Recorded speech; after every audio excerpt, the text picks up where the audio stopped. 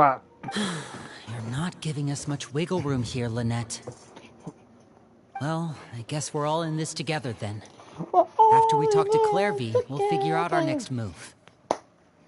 There's no time to lose. Let's go.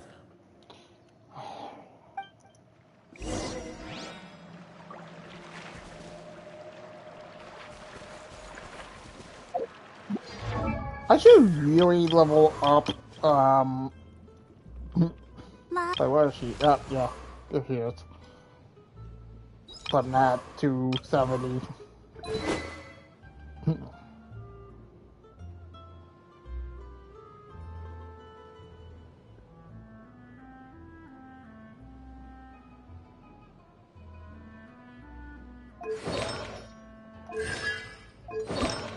Hold on.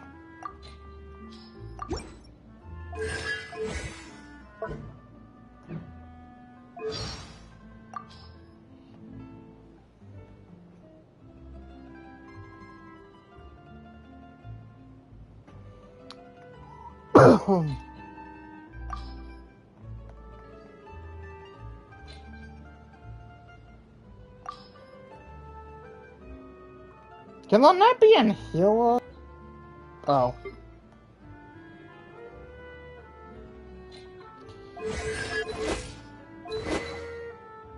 Well, okay, it would be nice to have like another sword user, but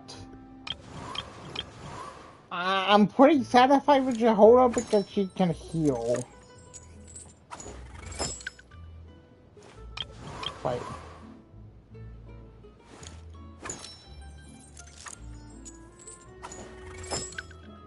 Oh! That was cool.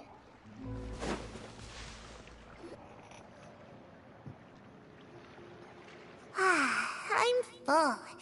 Thank you for bringing me this food, you guys. She said she's full, but the food doesn't look like it's even been touched. That means she can't actually eat Paimon. That's right. Based on what I've been able to observe, it doesn't seem like Clairvy can interact with the physical world at all. Still, when she's presented with food, she'll always linger around it for a good little while. Maybe, in her mind, she really is eating those things. Does she know that she has already passed away? I've tried to ask her, but she didn't answer. My guess is that she's just as confused as we are. Or maybe she couldn't understand the question at all. Clairvy, if you've got some time, I'd like to ask you a few questions. Sure. Oh, another new friend. Hi, I'm Clairvy. Hello. Clairvy, how did you join the House of the Hearth? Huh? Isn't it the same for everybody? The knave brings you here and then you can't leave. It's just that your name, it's not on the roster. And I've never seen you before. The roster? Oh, I get it now. I think there might be some things you don't know about this place. The people in charge, they're not as nice as they look. They say they keep a roster, but it's not complete. There are a lot of people who aren't on it, and never will be. In this house, some people are family, and other people are just test subjects. Those kinds of people aren't ever going to get a place on the roster, unless it's the roster of people who've been executed. Wait, does that mean the knave... she... Is there anyone that can vouch for you? Perry. She's my best friend. She's the only one I trust in this place. Have either of you heard of that name before? No. Me neither. Clairvy, Perry. Neither of those names are on the roster. But it seems like she's telling the truth. Either that, or this kid's already got a bag of tricks bigger than mine. maybe we should try a different approach. Clairvy, do you have a wish? A wish? It can be anything you want. Just imagine. It's your birthday, you're blowing out the candles, and your wish is...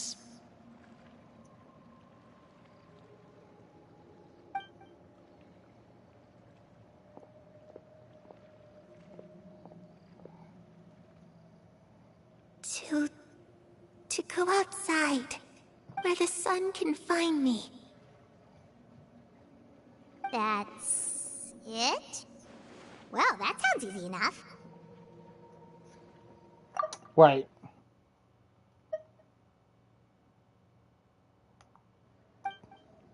The darkness in the house runs deeper than you can imagine.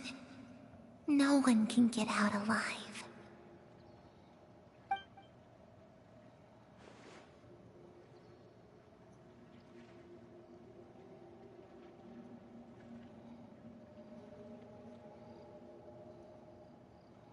Okay, time to divide and conquer. Listen up, I've got a plan. I'll try and find a way to use basic illusory magic to take Clairvy outside and bring her somewhere with sunlight. Lynette, try and find the list of executions that Clairvy was talking about, and see if her name is on it. Fremine, you stay in Poisson. We can't be the only ones who've had run-ins with Clairvy. I need you to collect intel on everything she's said and done. Understood. I'll try my best. What about us? What should we do? I really appreciate your willingness to help, but this is a family matter. I don't want to drag you in too deep. It's too risky. Let me think. Since Father considers you to be guests, maybe you could stick by her side for a little while. You don't need to do anything except keep up some nice, casual conversation. Ah, Paimon gets it. You want us to distract her.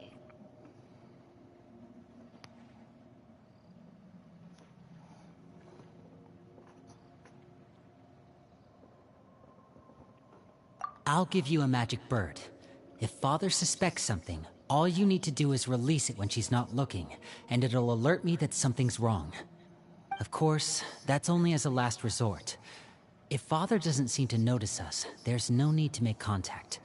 We'll reconvene here tonight after all's said and done. If the worst-case scenario happens and we're discovered, just tell Father everything. We're not going to let our guests get punished for our own actions. That's where we draw the line.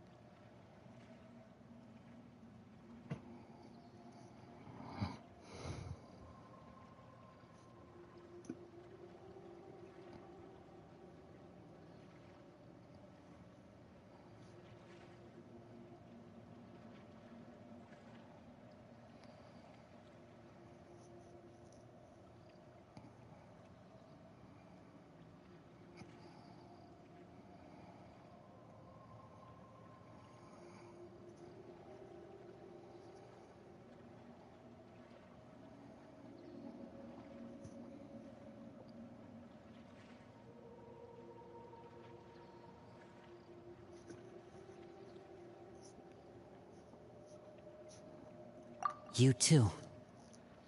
Okay, this is where we part. Father should be at the beach nearby.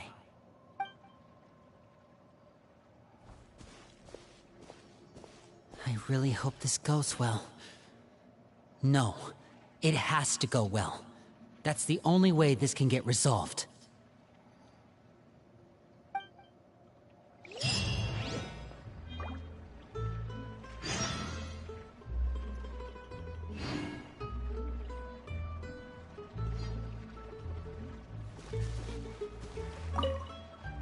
Clairvy, I'd like to take you somewhere. Is that okay with you? Sure. Where are we going?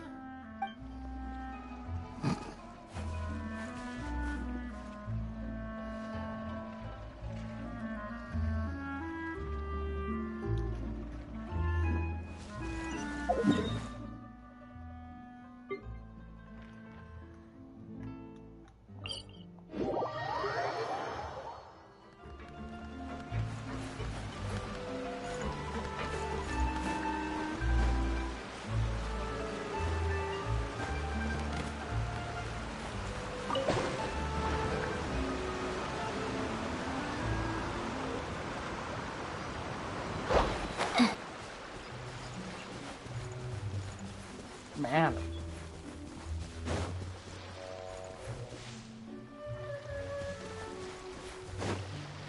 How tiresome. Come on, keep up.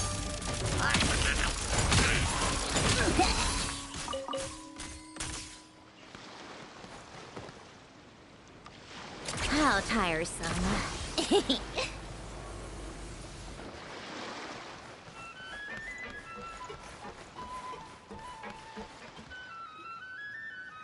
It's the knave and child.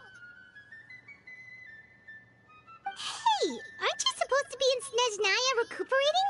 What are you still doing in Fontaine? Oh, it's you two. I didn't expect to run into you here. I was unconscious for quite a while after the fight in the Primordial Sea. After I woke up, I realized I was being taken back to Snezhnaya, and well, I couldn't have that now, could I? Not when I've still got unfinished business here in Fontaine. So, I mustered up all my strength and made the journey back on my own. What sort of unfinished business are we talking here? It has to do with Skirk, my master. I really wanted to meet up with her, but by the time I got back, she had already left. I still have so many questions for her. Without any other leads, all I could do was ask the knave to help me track her down. Is it before? She must have left behind some traces after? from her time in Fontaine. Oh, okay. So, have you found any clues? Unfortunately, no. While the House of the Hearth is adept at collecting all manner of intelligence, certain existences can still manage to escape our purview. Basically, unless Master feels there's a need to meet with me, she's not going to be found. But that problem has an easy fix. I just need to become stronger, and then... Paimon thinks you should focus on getting better first. The worst of it is over.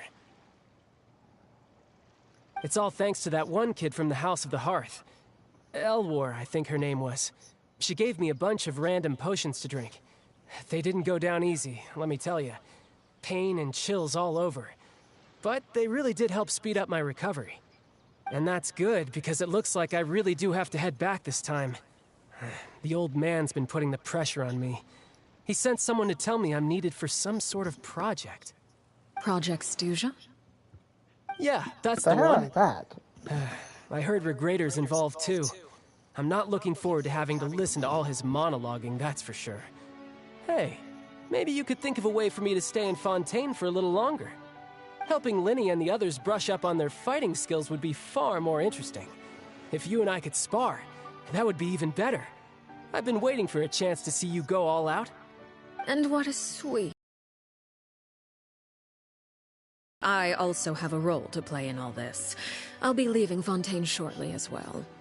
Besides, considering how little they see fit to step outside the homeland, being called on to return to Snezhnaya by such illustrious dignitaries, what a great honor. Wouldn't you agree? So, dear guests of the House of the Hearth, to what do I owe the visit? Well, we just,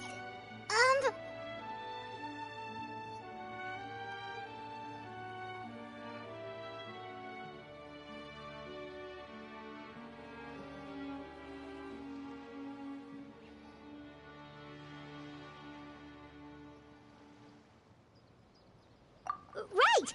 We're super close to Linny and the others, but we still don't know much about you! Is that so? Introductions have already been made, have they not? I mean, yeah, but like, no. Well, you see, there's only so much you can learn about someone from a short introduction. At least tell us something a little extra, like, why do you call yourself father? Huh, good question. I'd also like to know.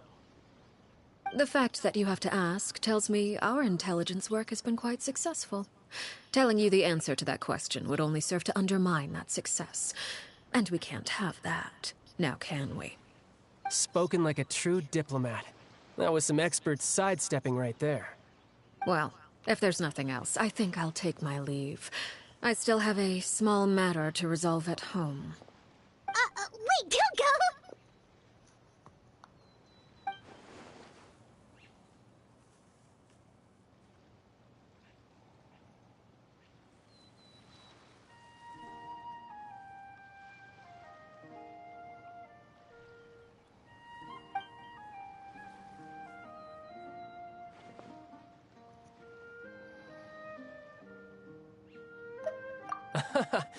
I'd also like to hear the answer to this. I've met some of the members of your organization, and they all seemed like really good kids. They actually reminded me of Tonya and Tusser. Which, by the way, if you ever betray them, I'm just letting you know, I won't let you off easy. I don't And think why would I betray them? Well, you've already betrayed the House of the Hearth once, haven't you? At least, that's what I heard.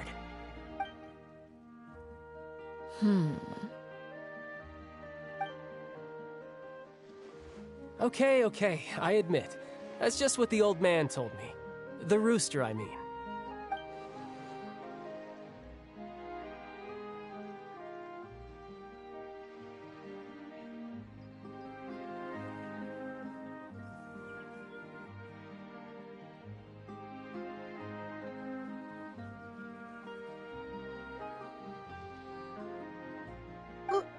Wait, did you really do something bad to those kids? Never mind what I've done. I'm more curious as to what the mighty rooster had to say. Care to enlighten me? Ah, well, nothing much. Just some stuff about you taking out many other members of the House of the Hearth, and even going so far to attack your own family. I see. Oh, based on your reaction, I'm guessing it's all a bunch of lies. Hardly. I don't appreciate his particular turns of phrase, but I suppose he didn't say anything untrue. Although, it would be more accurate to say that there is a certain level of prejudice involved, but I don't intend to clear that up just yet. Prejudice has a funny way of concealing the real truth behind certain things, an attribute that I find to be quite advantageous. Call yourself a Fontanian, for example, and people will assume all sorts of things, when the real truth is that this is simply the land where I was raised. Huh? You're not actually from Fontaine? But then why did you try to help out with the prophecy and everything? I was trying to protect the children born in Fontaine. Claiming that I myself was a Fontanian simply made it easier to operate. People would hardly suspect a fellow Fontanian of having any ulterior motives. Who wouldn't want to save their homeland after all? The primordial sea wouldn't have any effect on me, but it would have caused great harm to the House of the Hearth. Well, you wanted extra information, didn't you? There you go. I hope that satisfied your curiosity.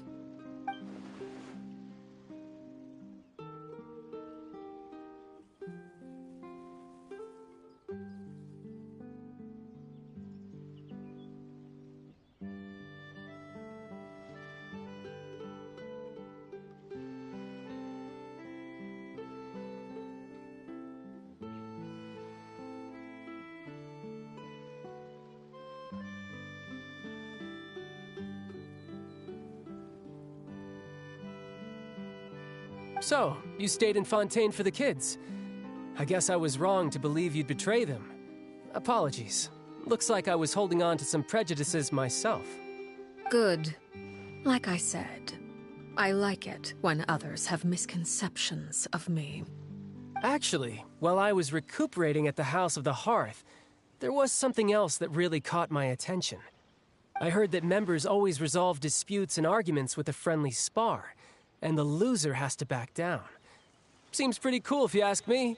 Would also give them plenty of opportunities to hone their skills. Well, that's only a recent development. In the past, such spars weren't nearly so friendly. The losing party would lose everything, including their life. They were that high stakes? Whew, at least that's not a thing anymore. Well, the current atmosphere's not half bad. I'm a bit jealous, actually.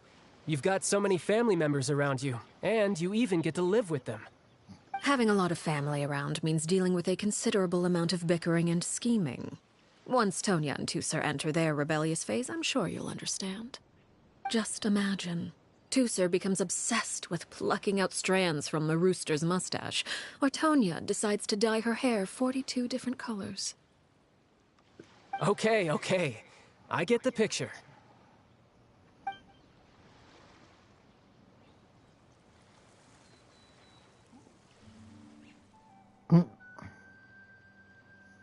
Well, would you look at the time? I should probably get going. Traveler, Paimon, I'm not sure where our paths will cross next, but the next time we run into each other, we should definitely try and find some time to spar. Again, maybe this is a conversation we can have when you look less like you're gonna keel over. All right. Well, thanks for everything, Arlecchino. No thanks necessary. You also played a part in obtaining the Gnosis. I would say we can call ourselves even. I like the sound of that. Well, I'm off. See you all some other time. We should probably get going too. Do you want to head back with us? Oh? You want me to leave so soon? Oh, well, you see, I'm rather enjoying the evening breeze. If you don't mind, I think I'll stick around for a bit. I have some things to think about.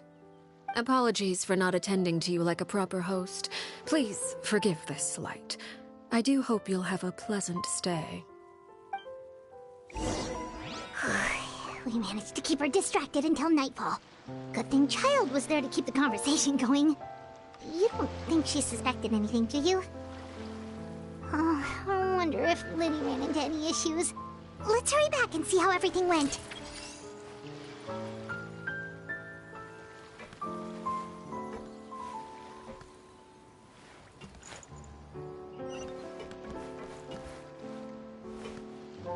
Oh? You decided to stay a little longer? Let's take in the ocean view together, then.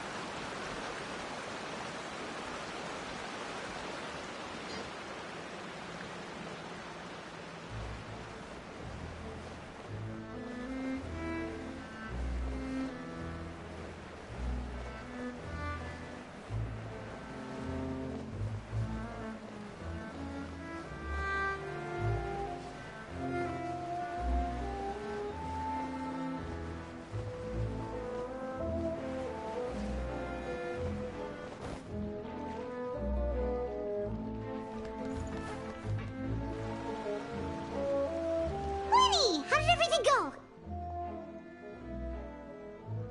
Well, long story short, we ran into a small issue. Clairvy can't go into the sunlight. Everything was fine at first. She followed me up to the surface just like I told her.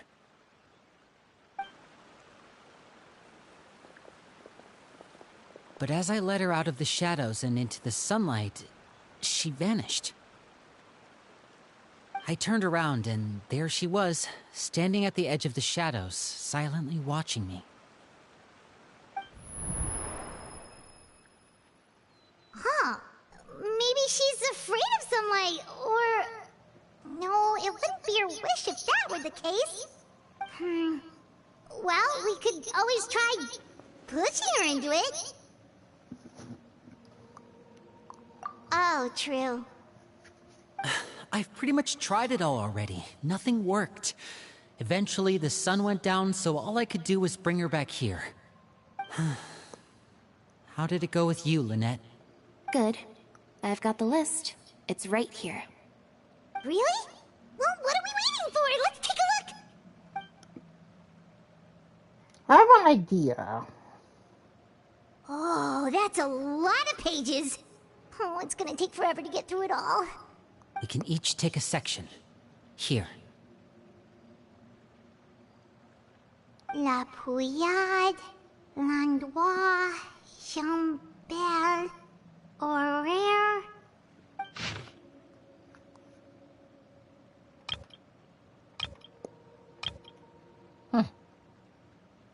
Oh, yikes. That Horaire guy has a huge scar on his face. He's kinda giving Paimon the creeps. I've met him before. The scar is from an injury he received during a mission. I still remember him joking with me about it. He said any future lover would take one look at him and then lose all interest. Did he say anything else? Well, I asked if there was someone he was interested in. He said no, and that's where our conversation ended. It was only later that I learned he really did have someone he liked. He risked everything to escape so he could be with her, but it didn't work. One day, Father asked to see him, and, well, I never saw him again after that. Wait, so that means the knave, It may seem cruel, but it's just one of the rules of the house. Betrayal is not to be taken lightly. We know too many secrets to come and go as we please. So, if you do try to leave, you pay with your life.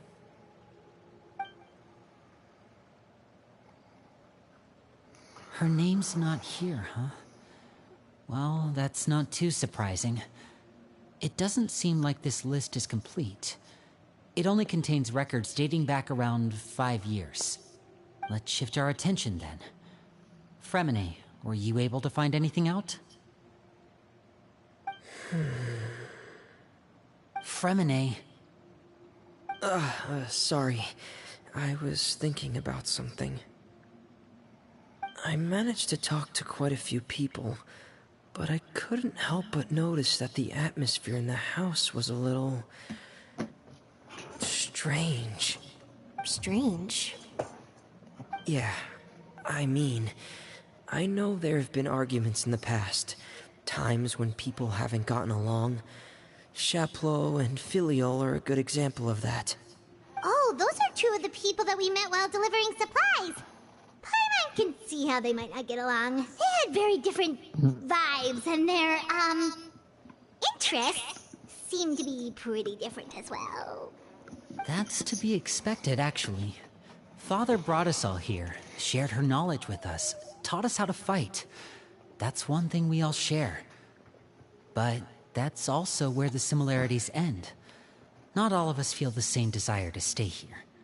As members of the House of the Hearth, we're also considered part of the Fatui.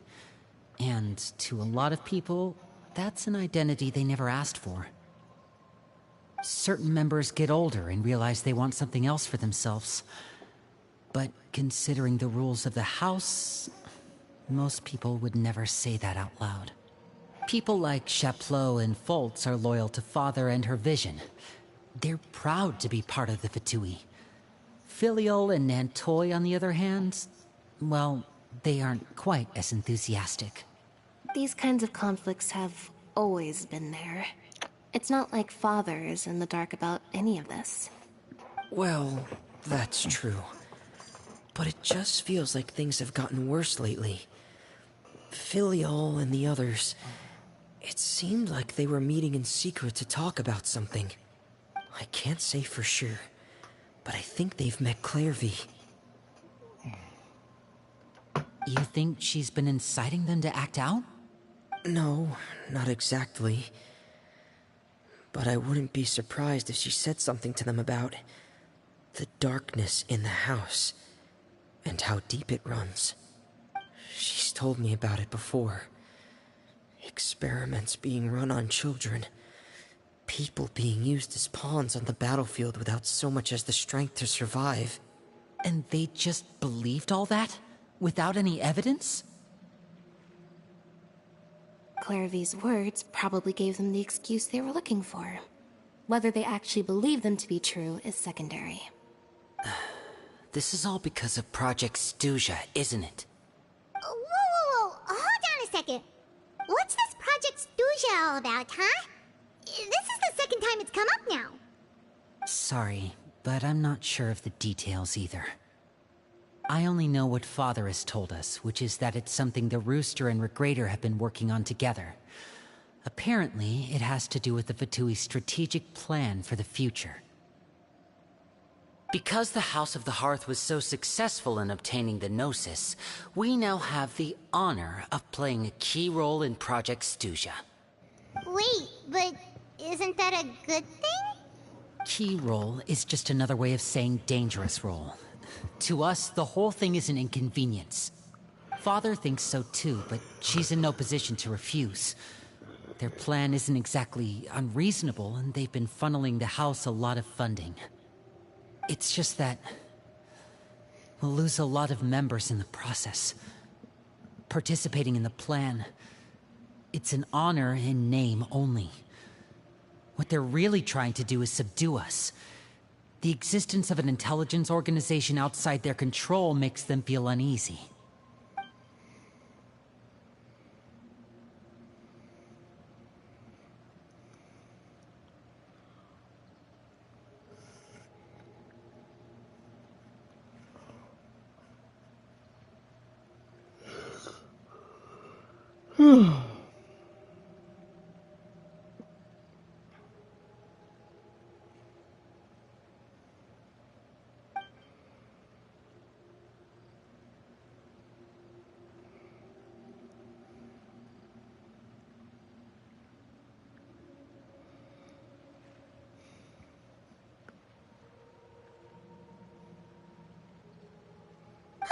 Super complicated top secret Fatui business aside, what does all of this have to do with the conflicts you were talking about earlier? Paimon doesn't get the connection.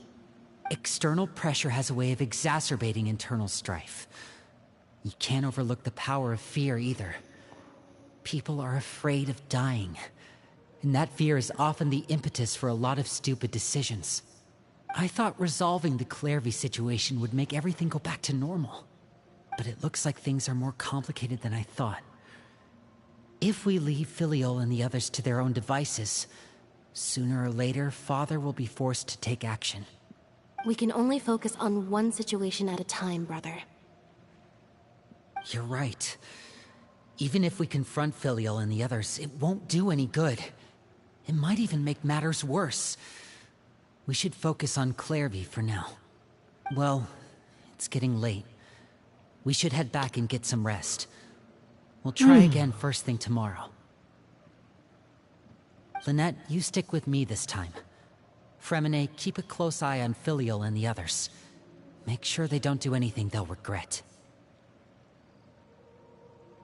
Good work today, everyone. Have a good night, and I'll see you tomorrow.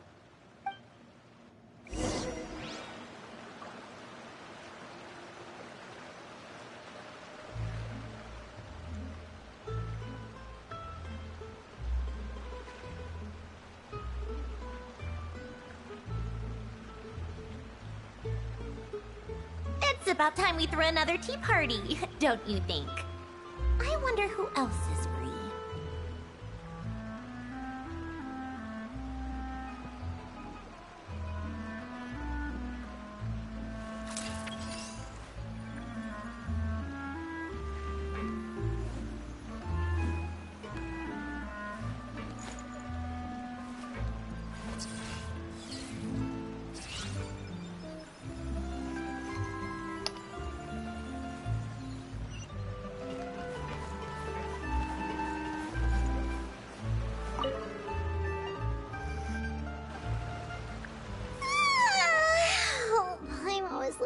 forward to an early night, but she can't sleep at all.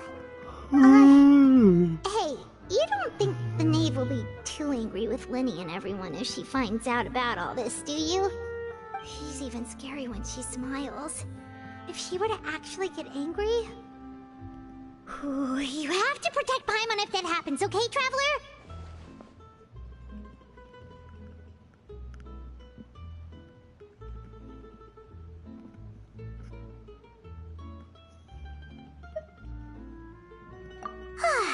Trust is ever, Traveler. But she just went out loud. Over there! Quick! Let's catch up with her before anyone sees!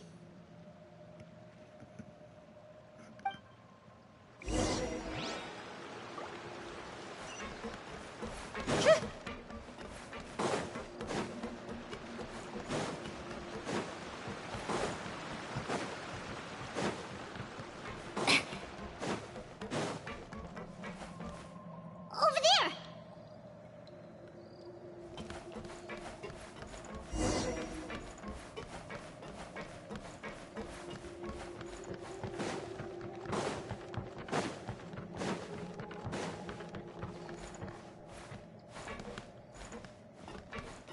Oh, where is she going? Oh, if someone sees her, we're toast! I think she's trying to leave still. Oh.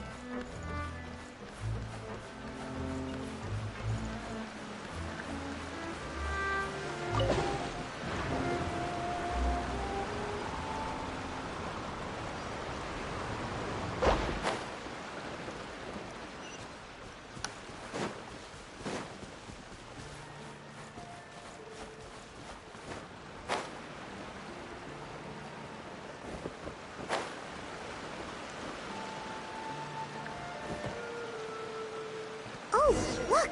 She stopped!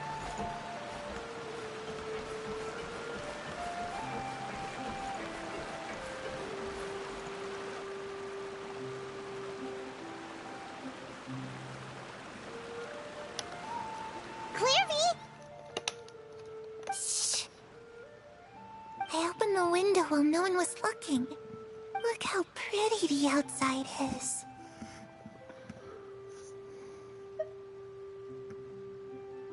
If only I could have more than this.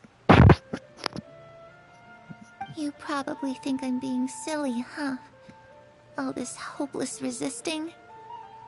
It's better to dream of what I could have than try to make it a reality, right? Please, help us get on the same page here, Clary. We need you to tell us what you know. Can you do that? Sure. Although, after you hear all this, I think you might regret that decision. Everyone in this family is nothing more than a tool. Something to be used and exploited. We're all expendable. Including me. As long as you're useful, you get to stick around. Lose your value. You're handed over to the doctor, experimented on, and given a fate worse than death. I've seen it happen again and again, and I've had enough. Wait, I think this is how we learned that the doctor is like old as hell.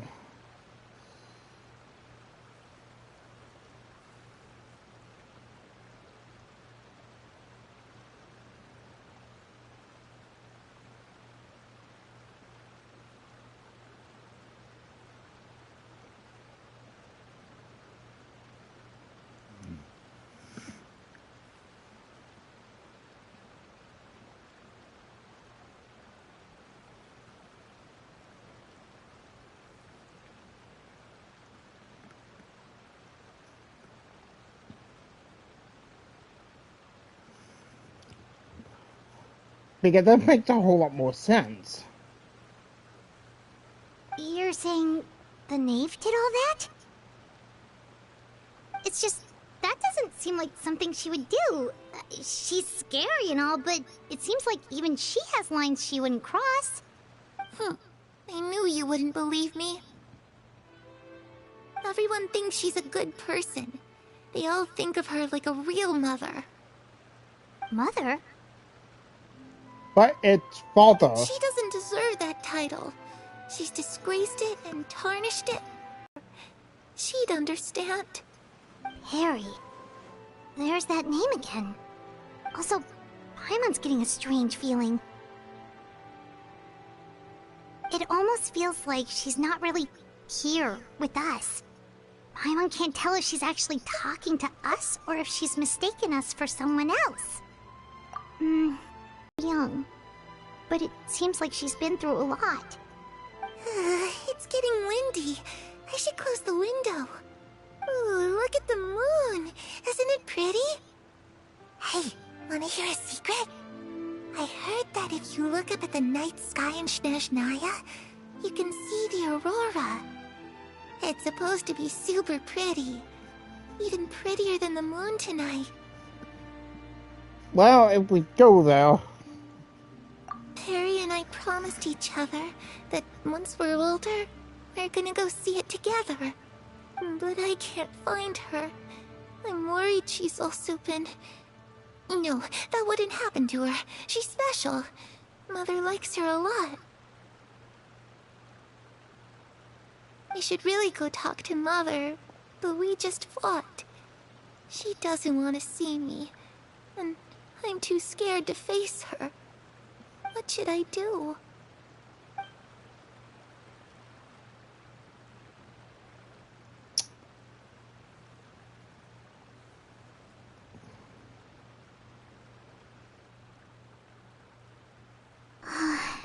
Paimon really doesn't understand what's going on with her. Well, let's head back. We've got an early morning tomorrow. Maybe we can tell them about it. All right, looks like we're all here. Let's go ahead with the plan. I have a question. Oh? What is it?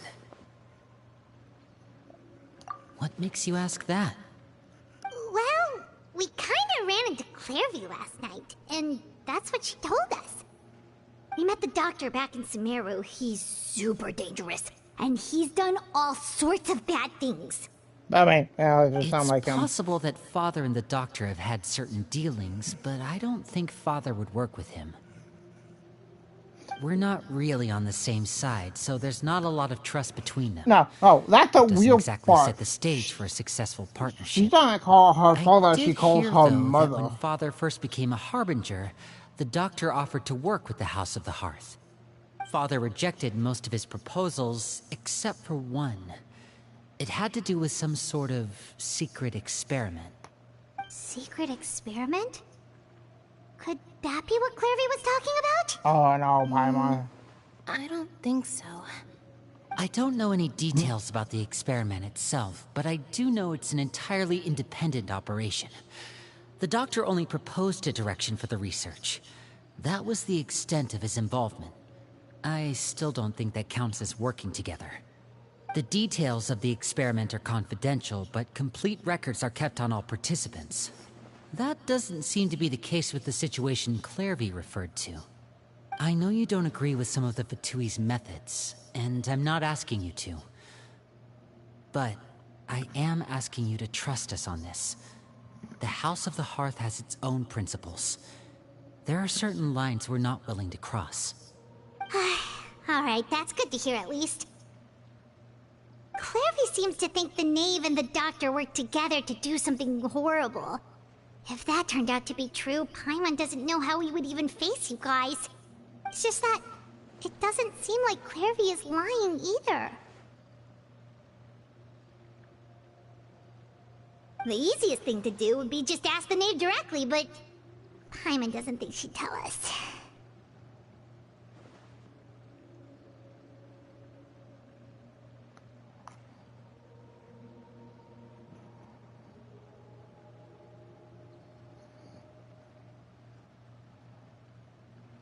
Father didn't come back last night. She's probably still near the shore. We'll be counting on you to distract her. Lynette, you're with me. Fremine, you know what to do. Be on your guard, everyone. All right, let's get to it.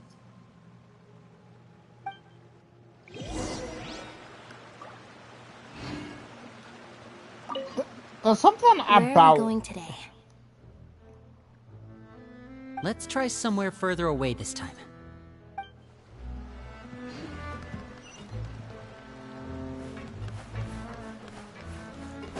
I don't know what it is, but...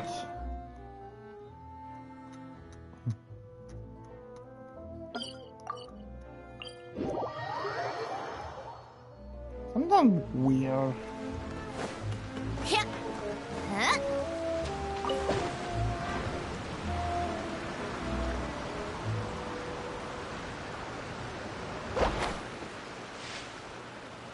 Oh.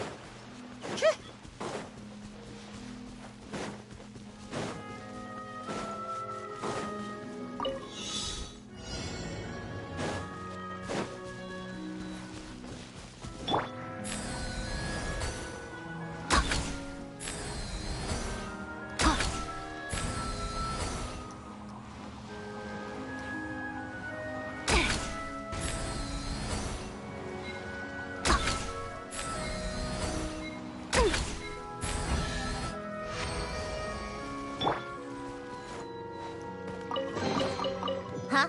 All that work for this.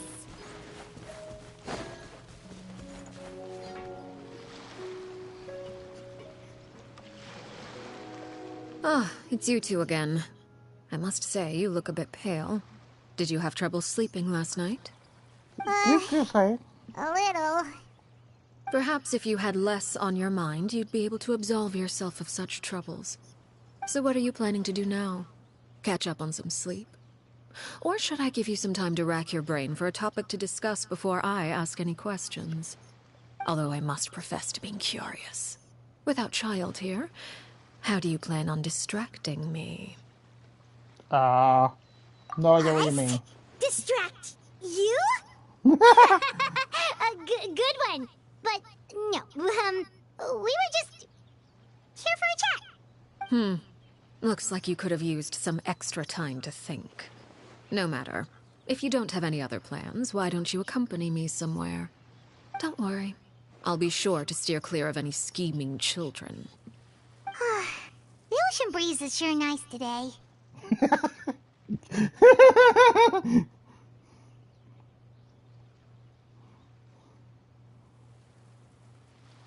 Probably not funny.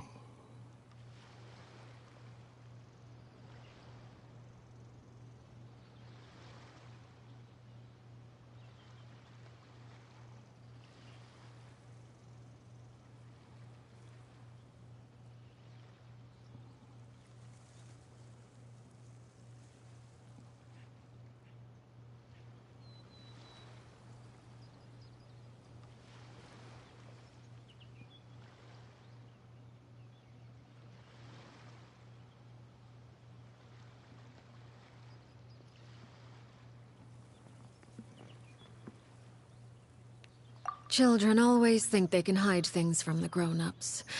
But nothing gets past me. Least of all a little scheming. I think I'll let them have at it for a little longer. I can be very patient. Well, I'll leave you to think things over. If you're so inclined, meet me outside the Palais Mermonia.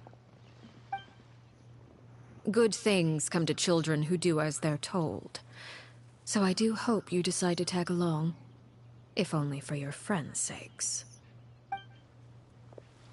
What should we do?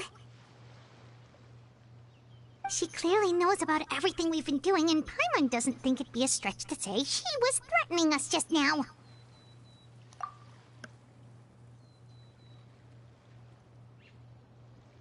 Oh, good idea. Hopefully he sees it in time. Well, we should probably head to the Palais Mermonia. Paimon doesn't want to find out what happens if we don't show up. Based on what the knave was saying just now, it sure didn't seem like it'd be anything good.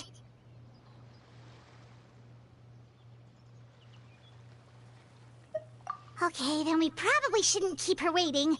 It seems like Linny and the others are on thin ice, so let's do our best to not get them in any more trouble.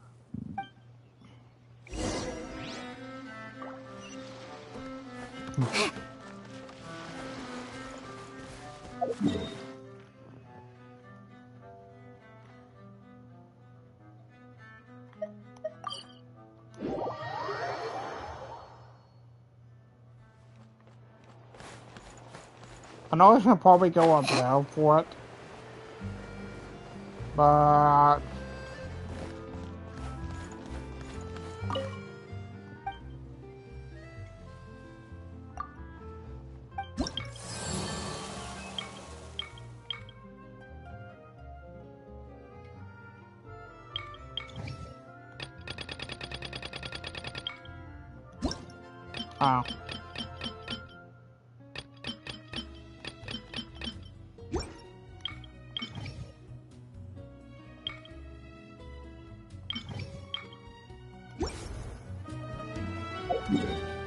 maybe if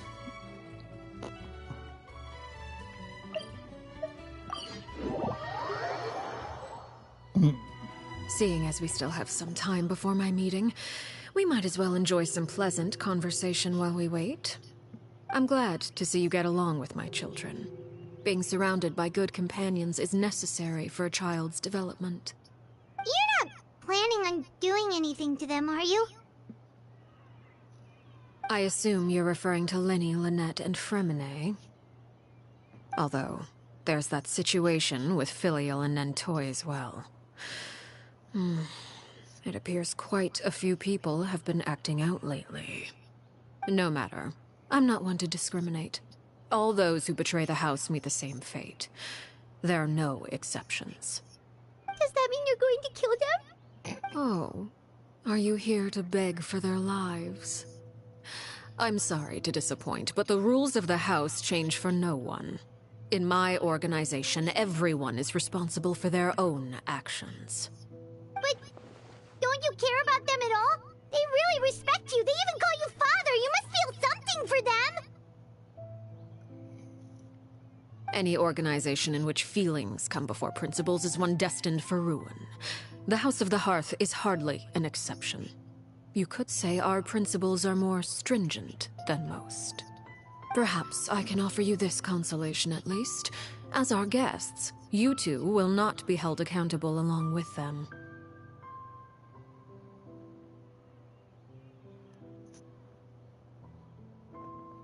I would imagine Linny, Lynette, and Fremine will be able to keep their lives.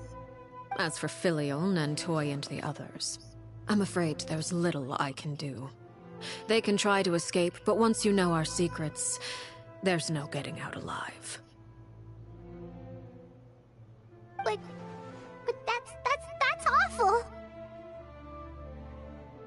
Ah, you seem concerned. Out of consideration for my guests, I suppose I could turn a blind eye for a little longer. If Linny and the others manage to dispose of Clairvy in the meantime, all evidence of their wrongdoing will be lost. In that case, I could hardly punish them for something I couldn't prove. If their efforts are unsuccessful, on the other hand, all will be held accountable. And the punishment will be severe.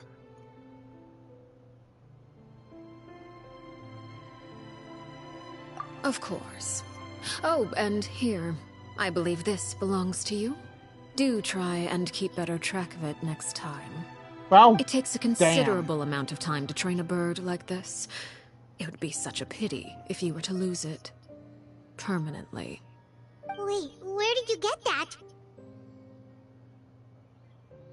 Well, I'm afraid that's all the time we have to chat. Now, for the matter at hand. I asked you to meet me here because I have business at the Palais Mermonia. It has nothing to do with you, but I think it would be prudent for you to stick by my side for the time being. There will always be time later to run off and tell Linny what you've learned. Well, time to go. Looks like we wrapped things up just in time.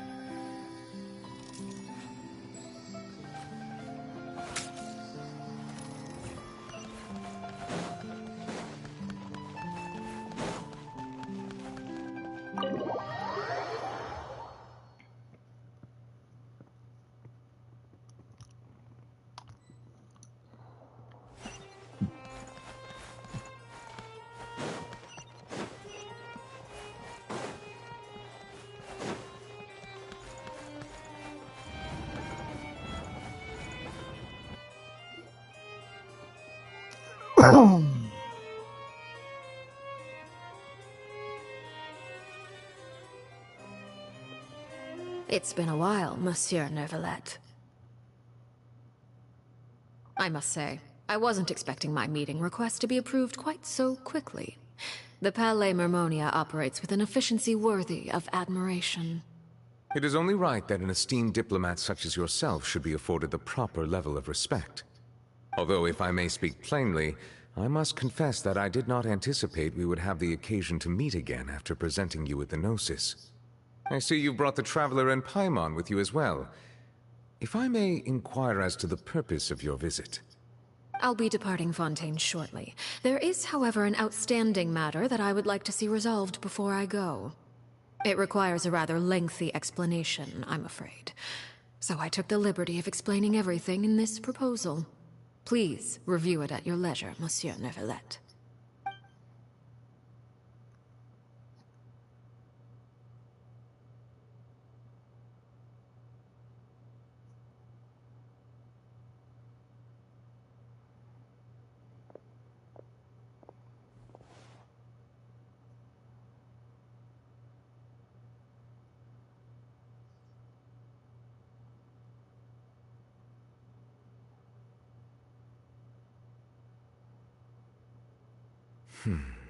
I understand your request. However, at the risk of causing offense, I must admit that I fail to see why you would wish for such a thing. I heard you have a certain fondness for water tasting, Monsieur Neuvillette, so allow me to use water as an analogy. A family is like a large body of water with countless rivers flowing in and out. As someone who watches over this system, I would hope that each river that flows from the source will eventually reach the ocean. Of course, objectively speaking, I know this is impossible.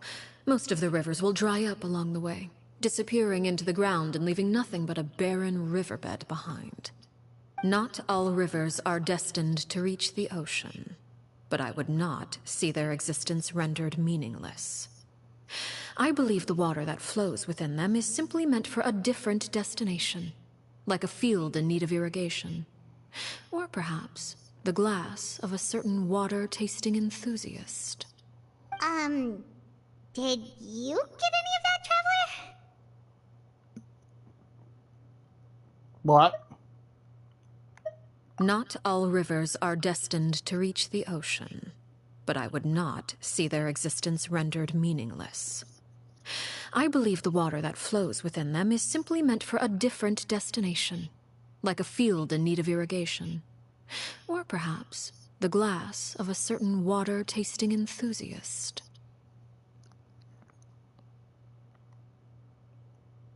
Think? Your words paint an optimistic picture indeed. Allow me to remind you, however, few among us are willing to sip from a glass filled with tainted water. It may have been tainted at one point in time, but not to worry. I'll make sure it's drained of all impurities and returned to its cleanest form.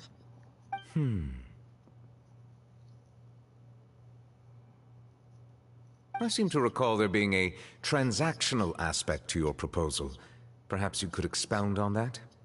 If you accept my proposal, Monsieur Neuvillette, I will gradually withdraw my forces from Fontaine. And, unless absolutely necessary, I will no longer carry out any special missions within Fontaine. I presume I can take your words to mean that, in the future, cases similar to the Tartuffe assassination will cease to cross my desk? Tartuffe? Ah, that thief who embezzled funds from all those charities, you mean? My deepest condolences to his family, but without any evidence, I cannot imagine how the House of the Hearth might have been involved in his passing. Of course, if you accept my proposal, Monsieur Neuvillette, I'm sure certain measures could be taken to reduce the frequency of such troubles. You choose your words carefully indeed. In that case, I'm inclined to accept your proposal. My thanks for your generosity, Monsieur Neuvillette. Well, with that settled, we should be going now. I took the liberty of bringing along 2 bottles of spring water from Snezhnaya for you to enjoy. I do hope I get the chance to hear your impressions. Perhaps at our next meeting, yes? Indeed. I trust you would not overlook your commitment in the meantime. All right, Traveler Paimon. Time to go.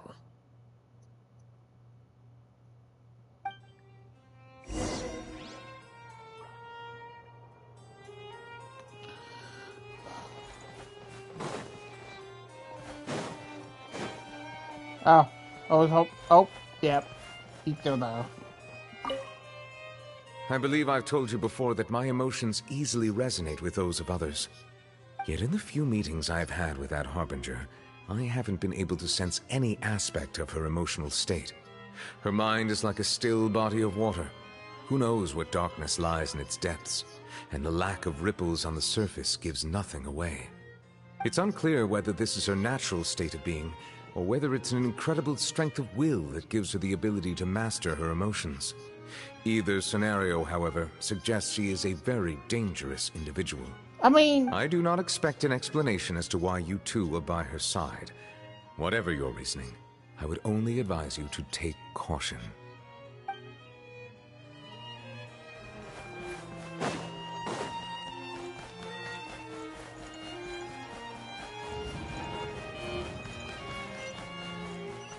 Oh yeah, we do really need to do some of the other quests.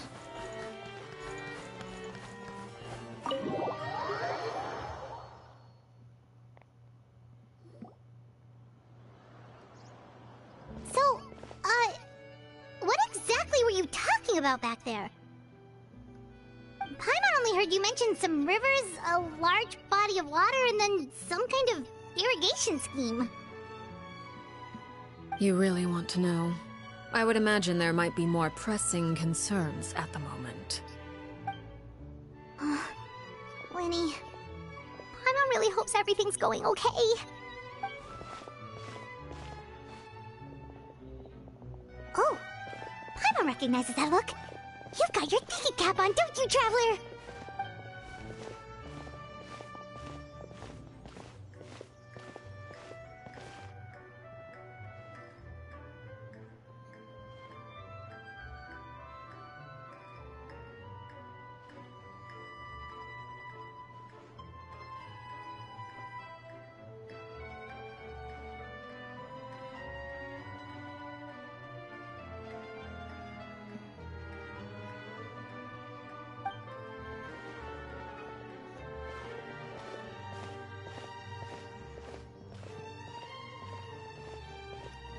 I mean, since we know, we should probably tell her.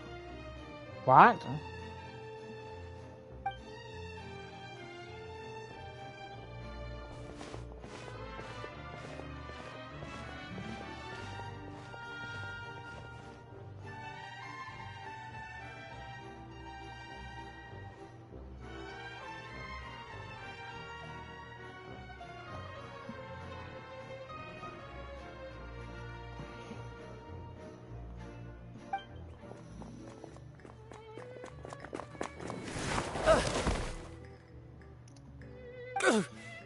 Oh, shoot. Are you alright? Oh, jeez. I'm so sorry. I was so focused on selling these papers, I wasn't looking where I was going. I want paying attention to you, don't worry about it. Well, let me make it up to you at least. Here, take this paper. On the house. Wait.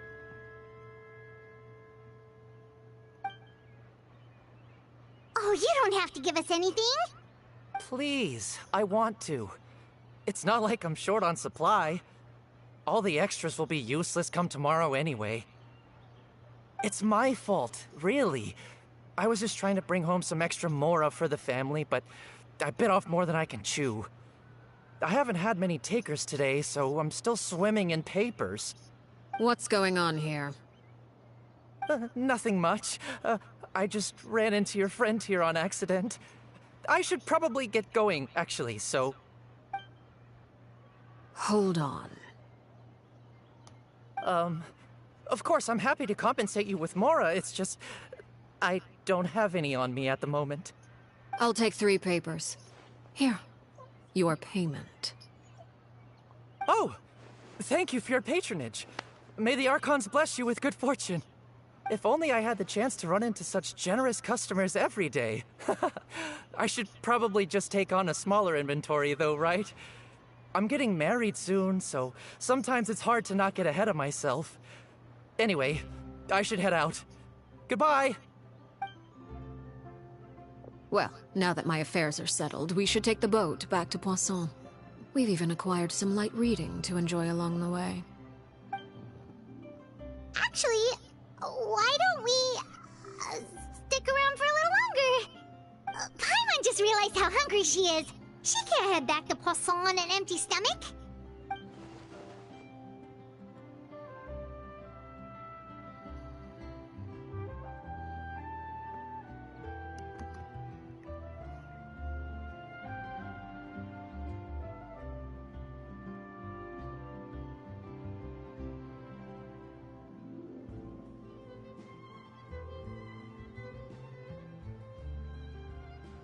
It appears you two are under the impression that delaying our return will somehow alter the situation in your favor. I'm sorry to ruin your fantasy, but your efforts are meaningless. That being said, I could be persuaded to give Linny some extra time. I just have one condition. If you agree to my request, I'll even answer some of your questions. You're quite curious about Clairvy, are you not? And my relationship to her. Wait, why are you being so generous all of a sudden? You're not gonna ask us to do something bad, are you? You overestimate yourself. You don't have the talent for bad things. Then what can you possibly... Negotiation is that both sides receive something they want. Demands and threats only get you so far.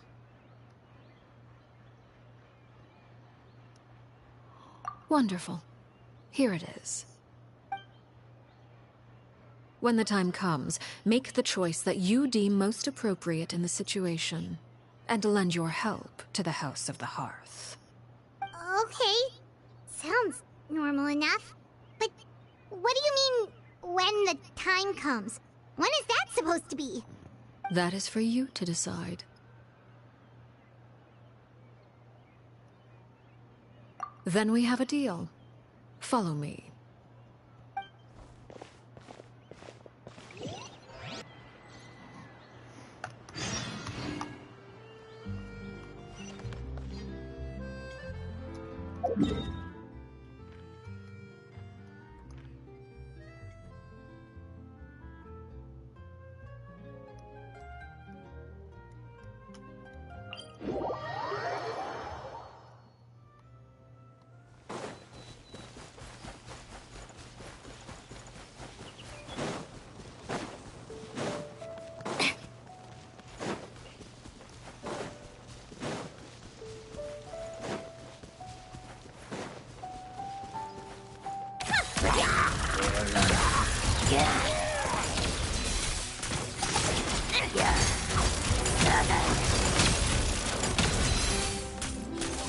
Take a break.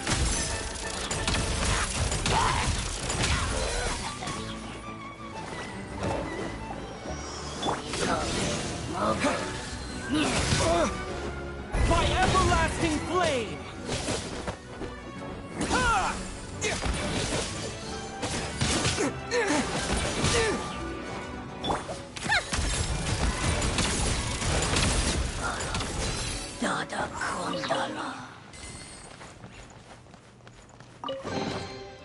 So, what's inside? Not that I care. How tiresome. Pick up the pace.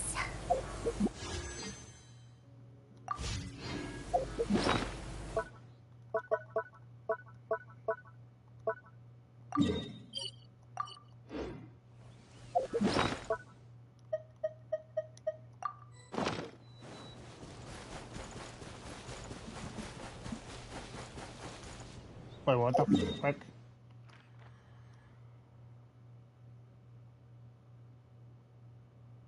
Oh yeah, we are the porter.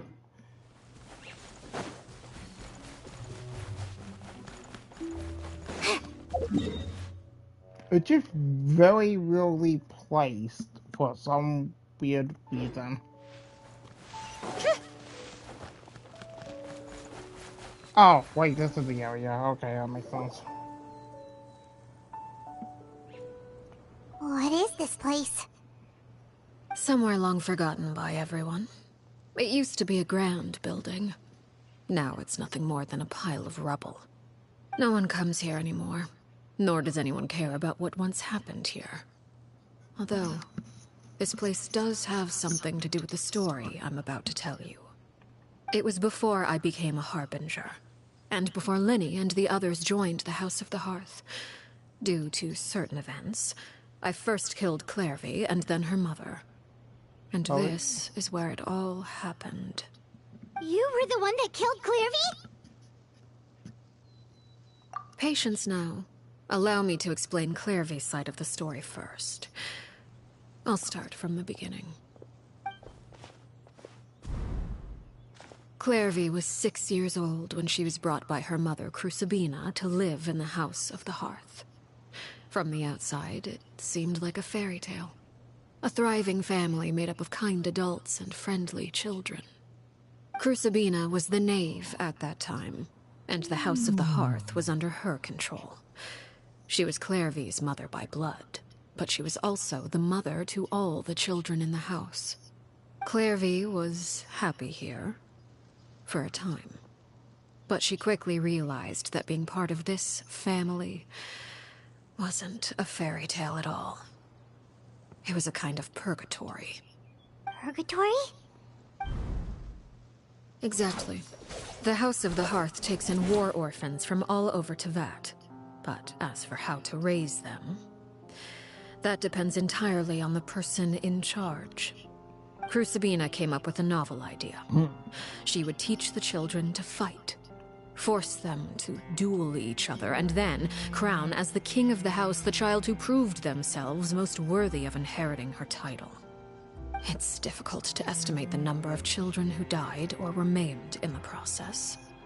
There's little I can say about the ones who died.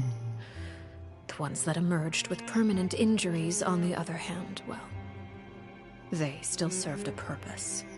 They would be handed over to the doctor to be experimented on, or sent away on dangerous missions. Nothing more than tools to be used and then discarded. Right. So those were the experiments Clairvy was talking about. But what actually happened to her? You said that Clairvy was Crucibina's daughter, so if Clairvy tried to convince her to stop what she was doing, Crucibina probably would have listened, right?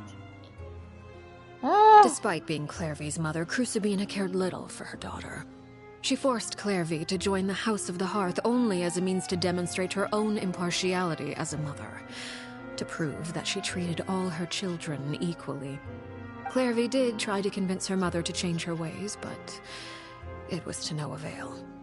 After her efforts failed, the only other option was to rise up and try to fight back. Unfortunately, the other children had already been thoroughly indoctrinated into the illusion of happiness Crucibina had created. Of course, there was one exception.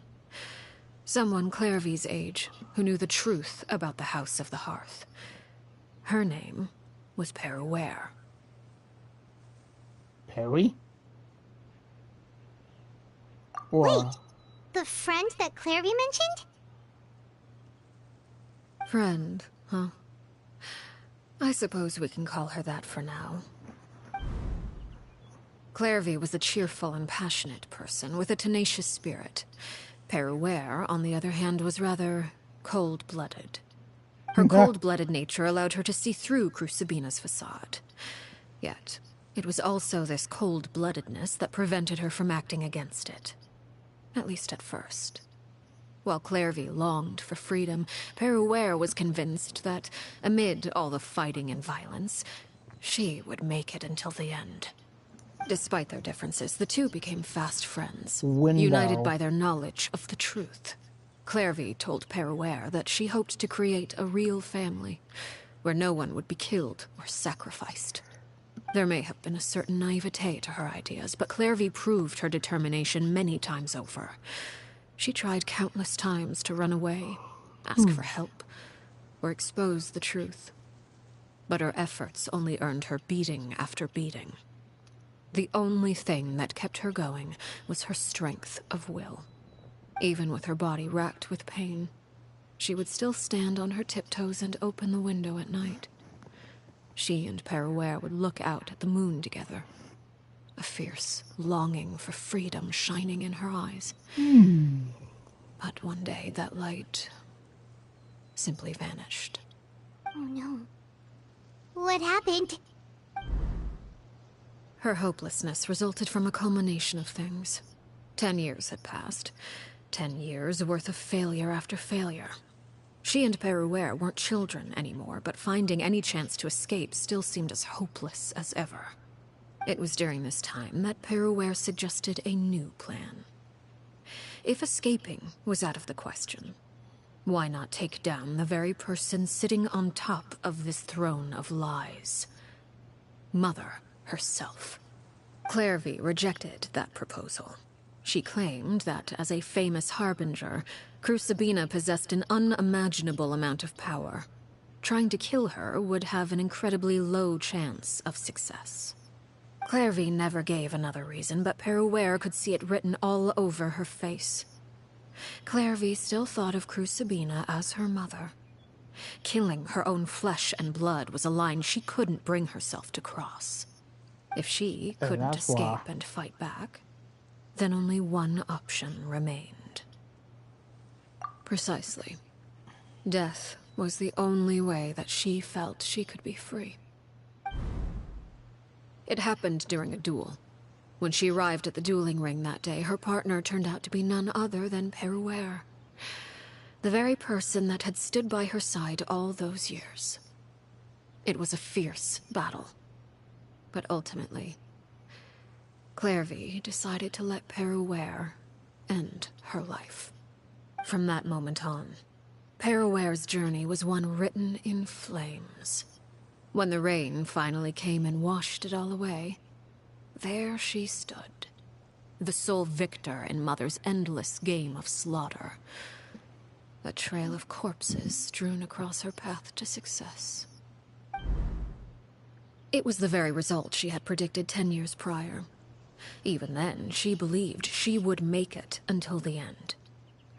She wasn't surprised by the fact that she emerged as Mother's undisputed heir. Rather, her success left her with an inexplicable sense of restlessness. She was unsettled. And there was only one thing that could quell that sensation. Perhaps you two would like to take a guess as to what it was? Crucibina, you mean? But... Correct. This is the place where Peruere killed her best friend. A mere year later, this is also the place where she fought tooth and nail to kill the mother they shared. The moment she acted, any conception of what was right or wrong ceased to matter. It's one of the principles of the house. Only those who survive get to write the rules. Peruere won the battle, and became a harbinger herself. After which Her Majesty, the Tsaritsa, bestowed upon her a new name. Arlecchino. So the Perry Clairvy was talking about... It was you all along. You're Peruere. Arlecchino is just a name you got later.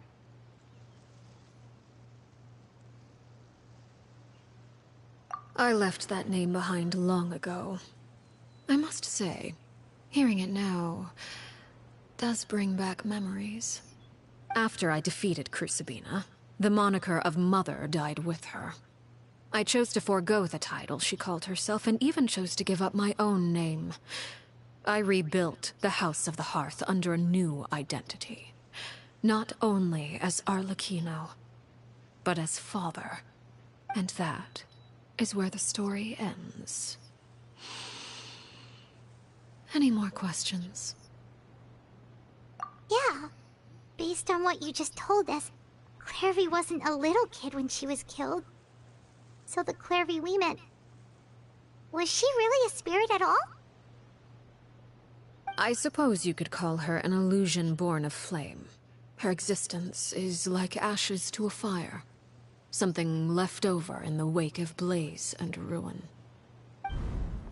You see, a certain power runs through my veins. It's not unlike a curse. My flames leave behind shadows of anything they consume. Of course, the chances of those shadows morphing into a sentient entity are exceedingly slim. Clairvy is a very special case. I'm kind of surprised. Clairvy died when she was 16 years old. But what emerged from the flames was her 6-year-old self. Her appearance wasn't the only thing affected. Most of her memories were lost to the blaze as well. Memory is a mysterious thing indeed. Losing a portion of your memories will alter your sense of self. Lose 10 years' worth, however, and it would be like living in the past. Like returning to a version of yourself that never grew up. No wonder Paimon got such a weird feeling when we were talking to her. Perhaps I should put it this way. Clairvy is someone trapped in time. It may seem like she exists with us in the present, but she truly lives in the confines of her own past. So if all of that is true, then you must have known about Clairvy for a long time. Indeed. She's a rather volatile and unstable entity. Sometimes she would look after the children. She's even saved some of their lives. But other times, she would hide from me and become obsessed with revealing the truth about the house to anyone who will listen. Shadows don't have the capacity to learn or grow. Any new information they encounter is quickly forgotten over time. Your attempts to expose Clairvy to sunlight, they failed, yes? The reason is actually quite simple. In Clairvy's mind, the house is impossible to escape, and it is this very perception that traps her there. But no matter. All I have to do is kill her again, and all will be resolved. I don't anticipate so much as a single speck of ash will be left behind this time. Wait! Paimon can understand why you might want her gone, but isn't there another way? So what if she's trapped in her 6-year-old self? She's still your friend! At least talk to her first! It's too late for that. She broke the rules, and now she must be punished. That goes for Filial and Nantoy as well. She's had quite the effect on them. I hope you understand. The difference between Crucibina and myself lies in our formulation of the rules, not our policy for enforcing them. Upholding the rules without question is a trait we both share, because that is how a household should be run. Is this really what you want to do? Whatever could you mean? Don't you want to say a proper goodbye at least?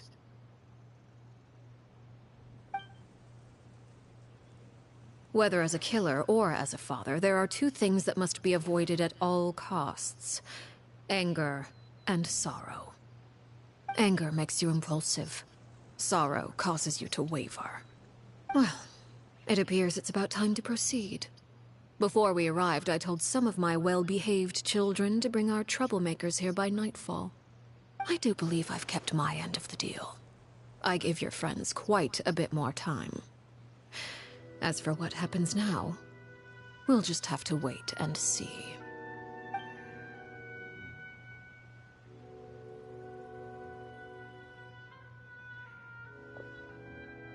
Here they are, Father. You gonna execute him? Seeing something like that would actually be a first for me. Lenny! I'm sorry. I heard about how you helped buy us more time. But I still failed. I couldn't find a way to fulfill her wish. Huh? Are you... Perry? Indeed, it's been a while, Clairvy. Perry! Shh, stay right there. I'm sorry to postpone our reunion, but first I believe certain scores need settling.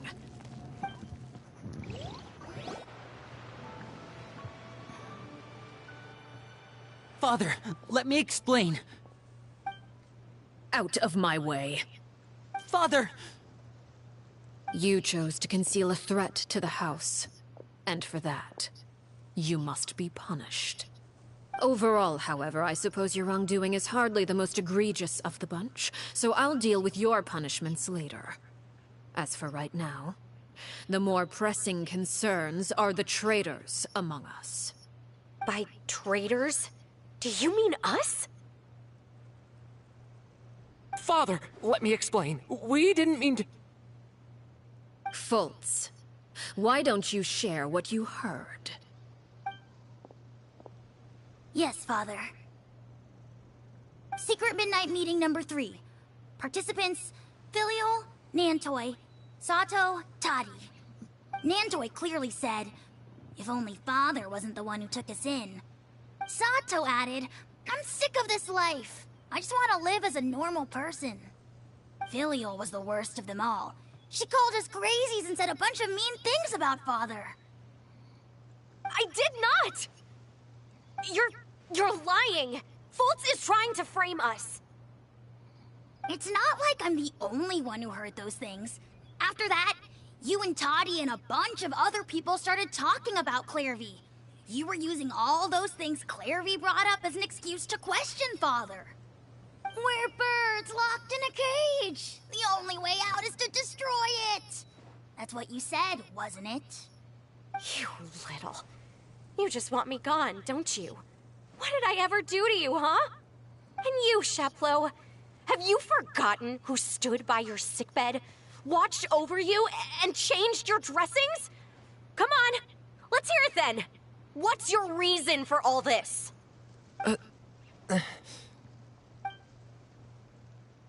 You're wrong, Filial. We don't want you to die. You're our family. Liar. You wouldn't be doing this if that were the case. So why? Why have you backed us into a corner? We all live in the House of the Hearth. You know the type of work we do, Filial. A single betrayal can cost dozens of us our lives. It's not like it's never happened before. That kind of thing is hard to forget. That's why the House of the Hearth cannot tolerate any form of betrayal.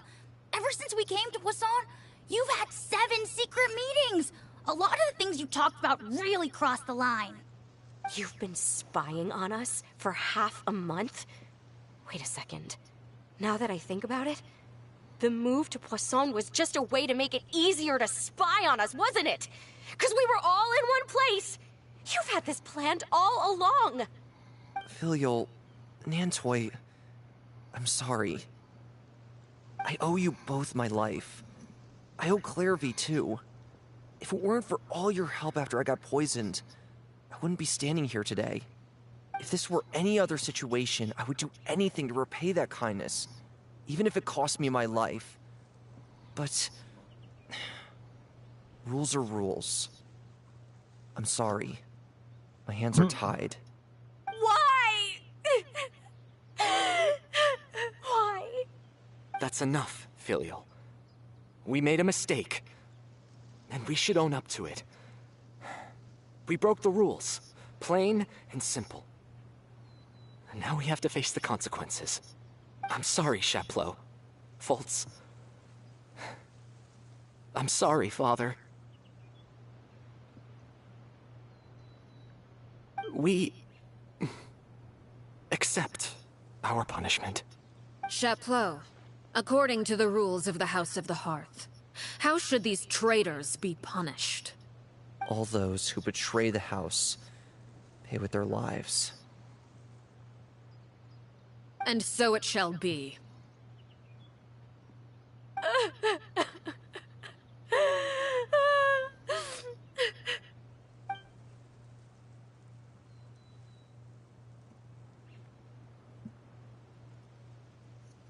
Father, please wait! Something you want to say, Linny? Please reconsider, Father. What Filial and the others did, does it really count as betrayal? We all come from broken families. From the very first day we joined the House of the Hearth, we wanted nothing more than to make it a real home. But the truth is, none of us know what a real home should look like. I'm not saying I have all the answers. All I know is this. Killing Filial and the others may uphold the rules, but doing so will only bring us further away from being a real family than we've ever been. So please, Father, please, reconsider. I agree with Linny. Father, please. Linny, you...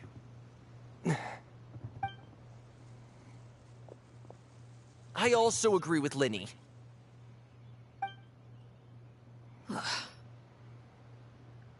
An order once given cannot be rescinded.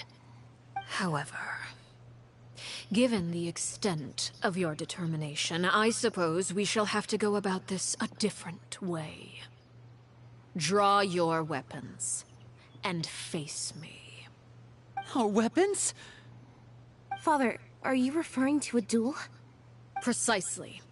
The rules of the house will not be altered. Traitors must be punished. However, resolving disputes with a duel is also one of our rules, one that also applies to me.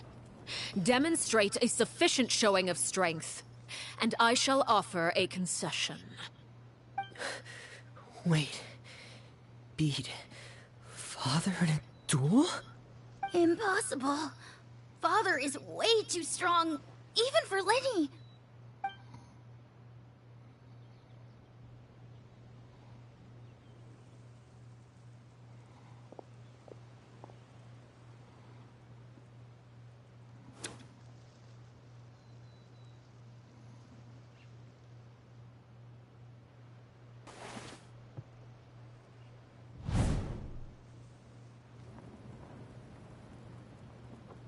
Did you hear that, Traveler? Lenny and the others have to duel the knave. What should we do? Can they really win something like that? If they lose, those people from the house are really gonna be executed. Hey, are you listening?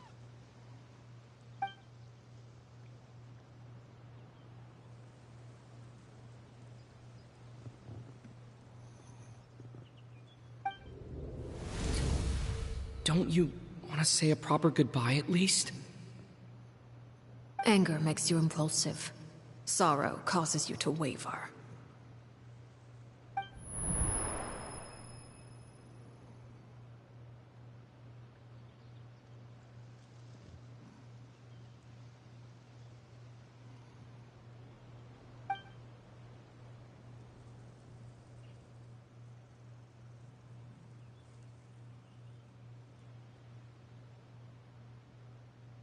Oh. Looking at that expression on her face, she seems really serious about this. Guess that means there's no chance she's throwing the duel on purpose, huh?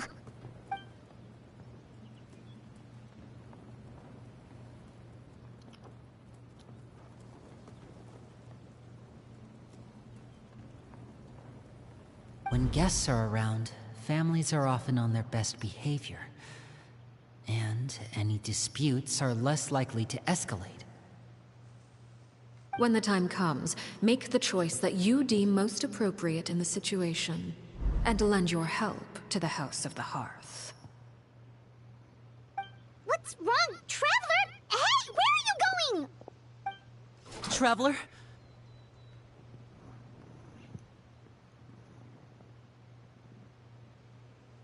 You're asking to join the duel against the knave?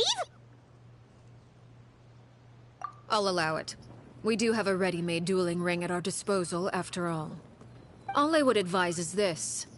Keep a firm grasp on your weapon, and give it your all. Any less, Yeah, with that and you may just lose your life.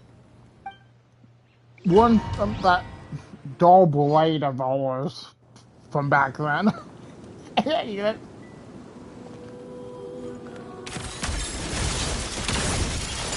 Is it my turn now? Take a break? With these rising flames! Ah! Oh, I think I'm supposed to lose on purpose. And voila!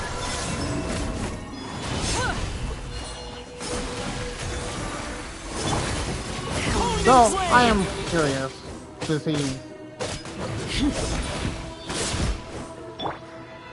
I never leave empty-handed.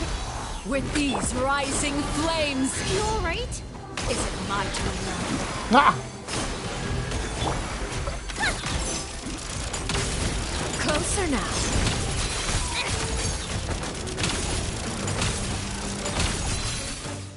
With the fall of darkness, destruction shall rise. Look out! Have a taste of purgatory.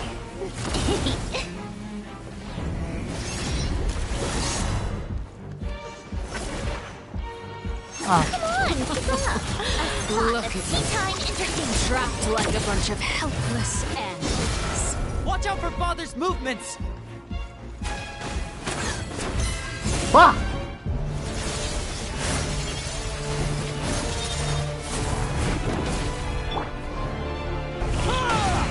Blazing light! The countdown has begun. Over here! Fly tangled in a web.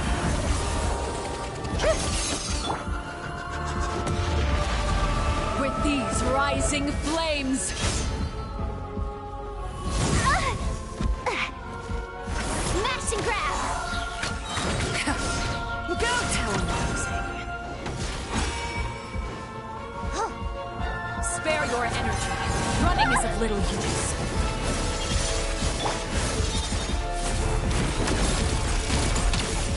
Is it my turn now? Take a break. Watch out for Father's movements! Not bad. You've proven to be a worthy opponent after all. With these rising flames. A moonlit night for all.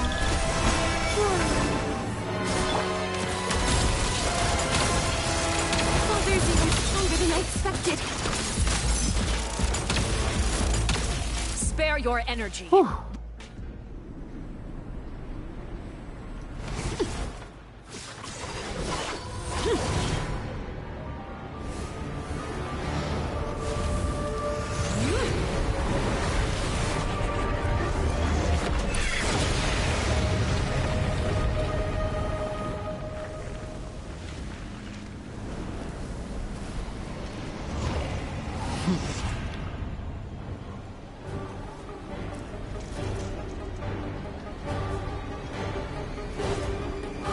I will expect that face too. You'll regret that! Seared away. My blade is all that remains. How tiresome. And for some reason, she's kind of weaker here. Come on, keep up. How tiresome. What a joke. Take a break. Every battle has its twist. Come on, keep up.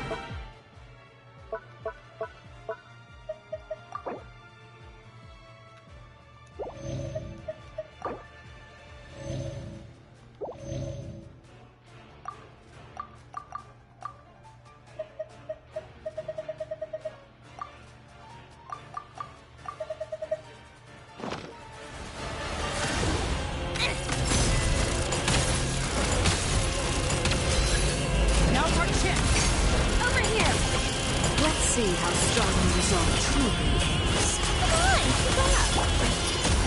Ah! Wait.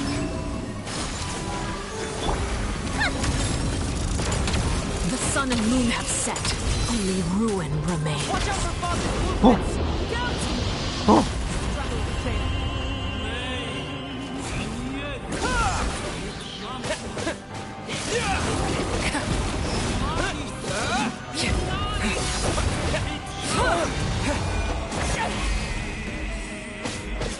Now's our chance!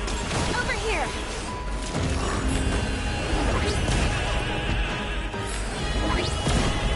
My debts are settled.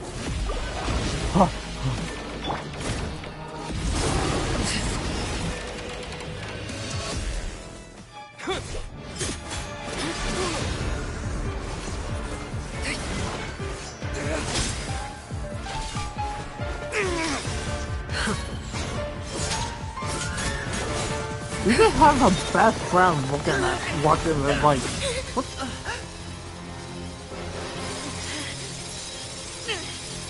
You should know better than to crowd in one place.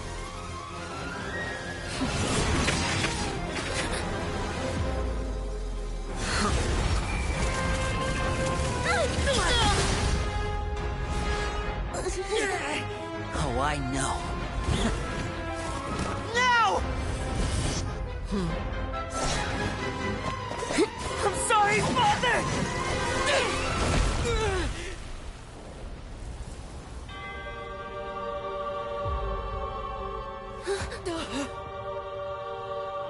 Sorry for what? This pitiful excuse for an attack.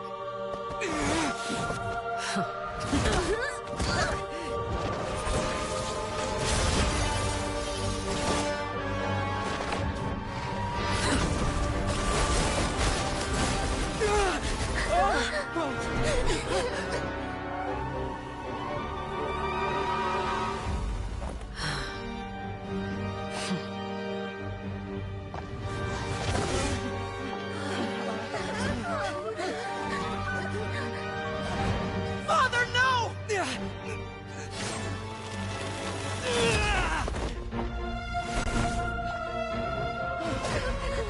Made it out, did you? You're stronger than I expected.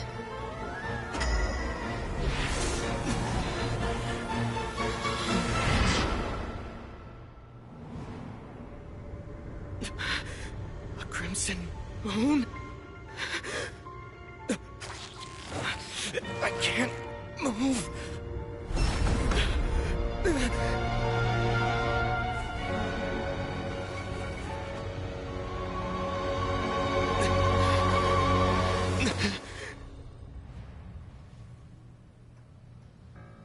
Still, not strong enough to beat me.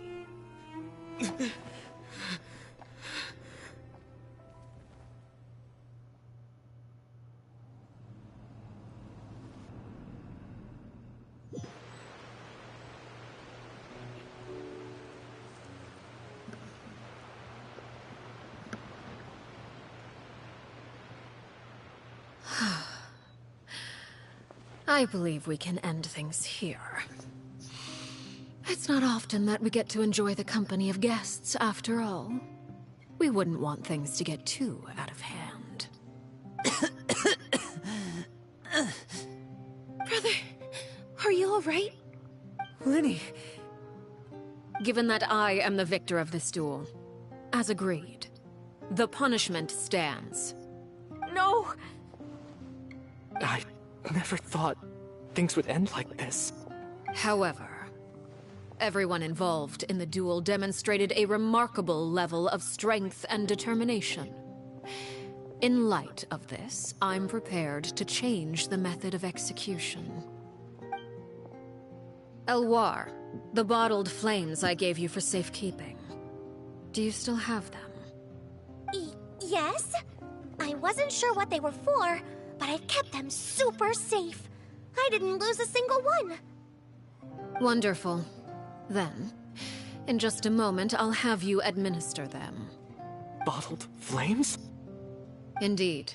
They're the product of a secret experiment.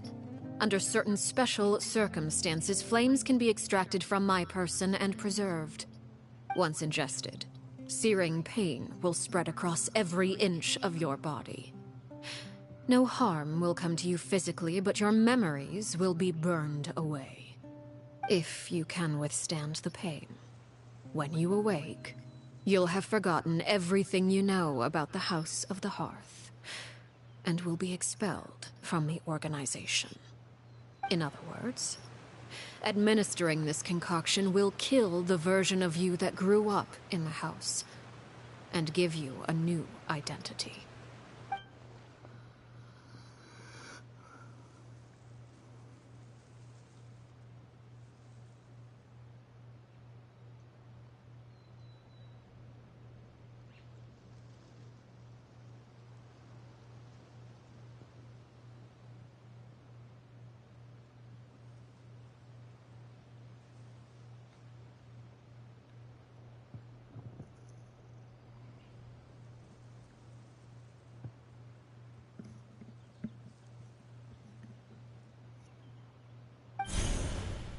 Memory is a mysterious thing indeed.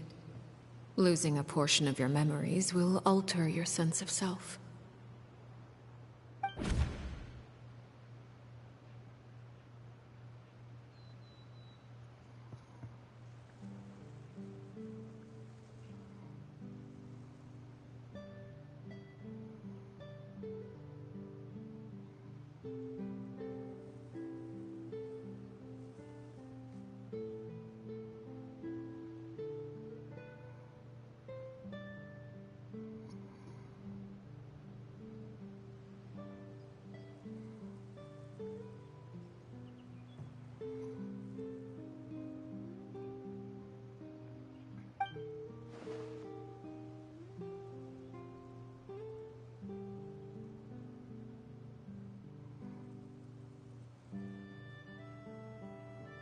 So, you're just letting us go, Father?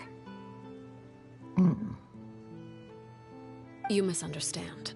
Memories are extremely important. Once consumed by flame, the version of you standing before me will die, and our secrets will die with you. So no, I don't intend to just let you go, because the person who survives will be nothing but a stranger. Even so, I won't have to live in fear anymore. I'm sorry, Father. I'm sorry I let you down. But I really... Don't cry, Filial. You haven't left the house yet, so there are still rules to be followed, yes? Remember what I taught you. Anger makes you impulsive, sorrow causes you to waver. Don't let yourself be controlled by your emotions. Of course. I'll remember. Dry your tears, and go pursue the life you really want. Yes, Father. Chaplot, Foltz, Elwar. Take them back to Poisson. And bring Linny and the others as well. I prepared 3 extra vials of bottled flames. As for whether to take them, the choice is yours. Goodbye, children. The next time we meet, I will no longer be your father. Thank you for all you've done for the house. I hope you have bright futures ahead of you.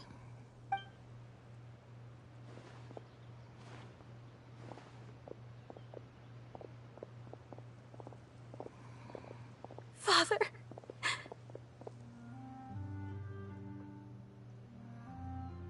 Let's go.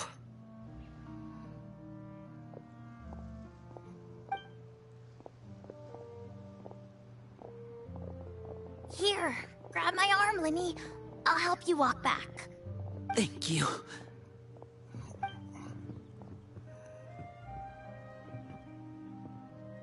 Clairvy.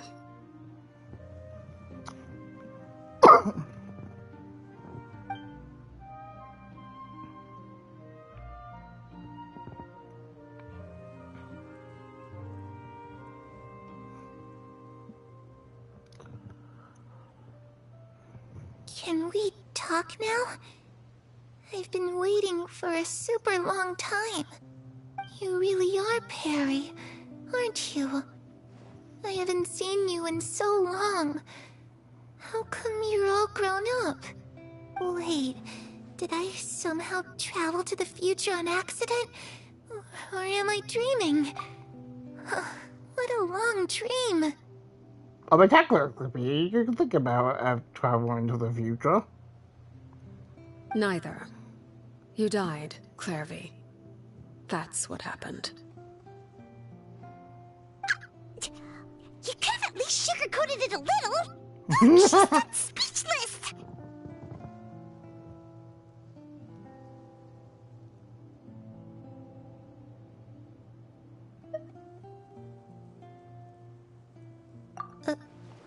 Oh. Okay then. Huh? That's it? You accepted it just like that? Yep. If that's what Perry says happened, then I believe her. Perry wouldn't lie to me. Plus, I don't really need to know why I'm like this. I'm more curious about what happens in the future. If you're a harbinger now, Perry, that means Mother is gone, isn't she? Can you tell me about it? I want to know what happened to her. And to me. You never stopped trying to defy fate. At first, no one believed you. You could only vent your frustrations to the moon. In fact, you often sought comfort in the night sky.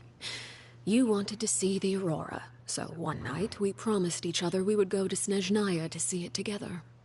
Later on, you tried to run away, but you were brought back each time. Mother spared your life, but it wasn't out of kindness. Instead, she decided to make an example of you by slowly torturing you over time. That way, the other children would know what happens to traitors. Still, you never gave up. Mother hoped that through ruthless duel after ruthless duel, she would be able to crown an ultimate victor among the children she raised.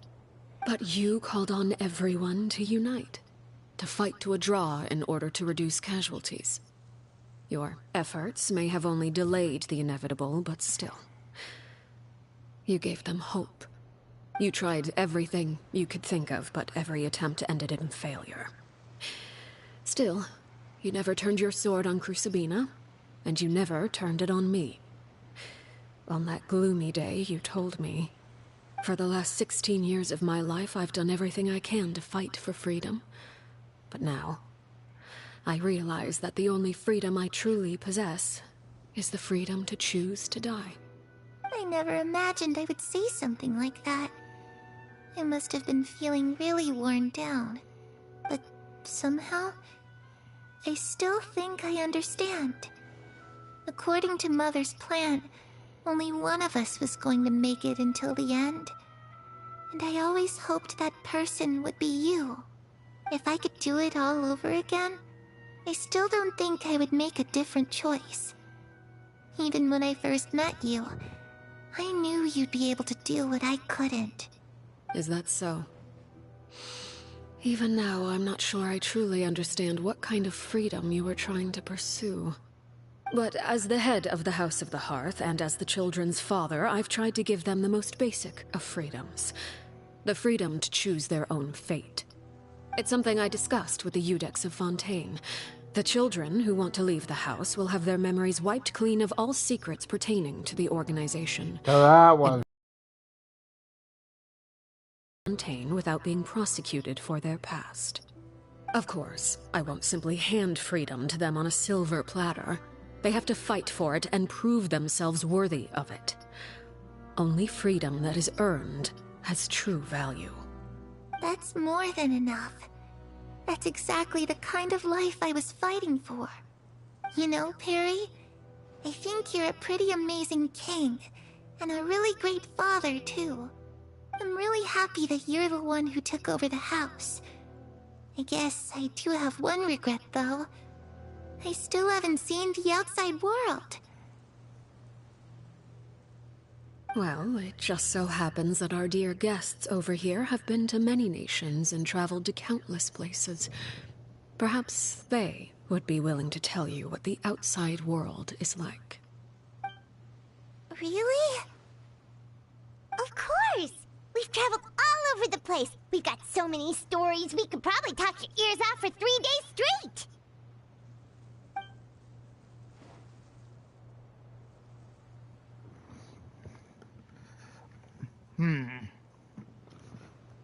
I mean, we could talk about, like, the land of Animal itself. Geo, Electro. Honestly, for freedom, I think you would be more interested in Animal. You know, I used to dream of being a bard. Playing the lute while singing into the winds of freedom. Even if there was no one there to listen, I would have continued to sing no matter what. Yeah. Ah, that's where Mora comes from. I never knew that before. If I had some Mora, I would buy 3 new dresses. One for me, one for Perry, and one for Mother. Well, It's just too bad Perry doesn't like wearing dresses. And Mother, She probably wouldn't accept something like that either. I guess I'd just have to keep them all for me then. I could wear a different one every day.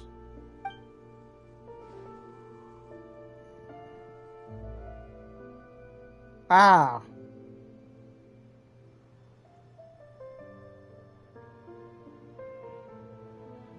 Electro. Those yokai you mentioned, what do they look like?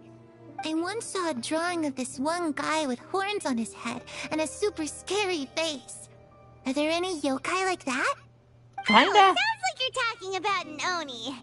Yep, we've met one, and let Paimon tell you, they're not nearly as scary as they look. You know, stupid, I love him for that. I was always too afraid to skip Mother's fighting lessons. But at the academia, I bet you could do all sorts of secret things in class. Things that have nothing to do with studying. I'm just kidding. Being able to study whatever you want without having to fear for your life actually sounds pretty great.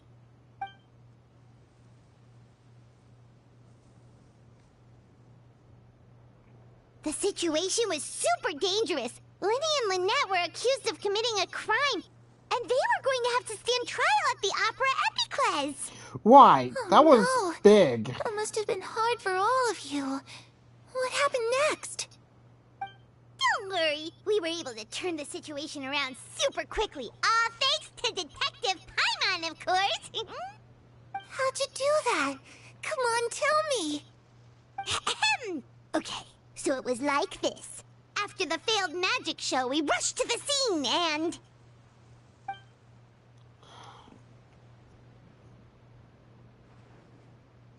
Oh no, we're crazy. Paimon giving false information? Or Paimon giving false information?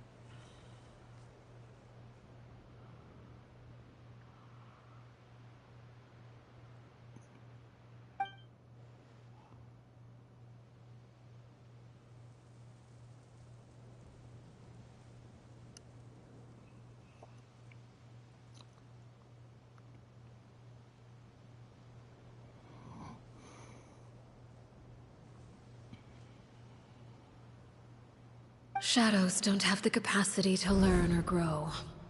Any new information they encounter is quickly forgotten over time. Well.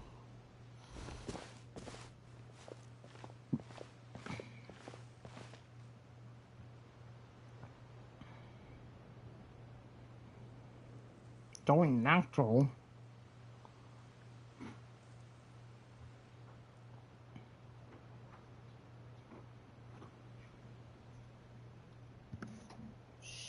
I am quiet. No, I'm not. Well, maybe you just have phone problems.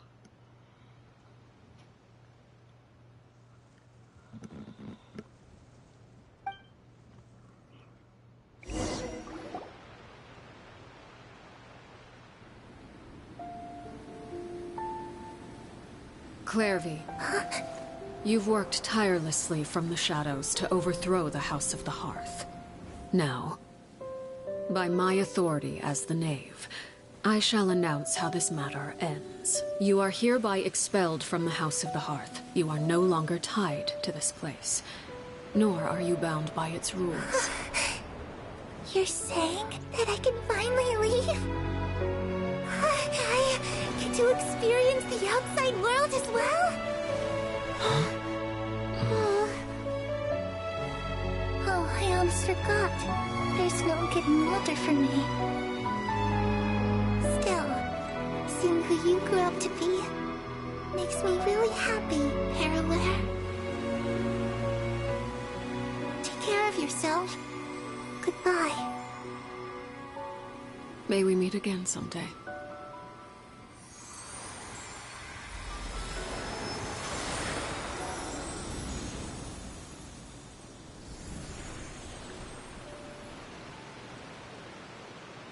Clairvy. She left so soon. Paimon didn't even get to finish her story. I also have certain sentiments left unsaid. I wanted to tell her that the aurora I saw in Snezhnaya was just as beautiful as the ones in the pictures. But a shadow's memories reset at dawn. Had we delayed any longer, we wouldn't have had the time to say goodbye. Whatever regrets may linger, let them be lost to the coming of a new day. Father? It's Linny! Hey, Linny!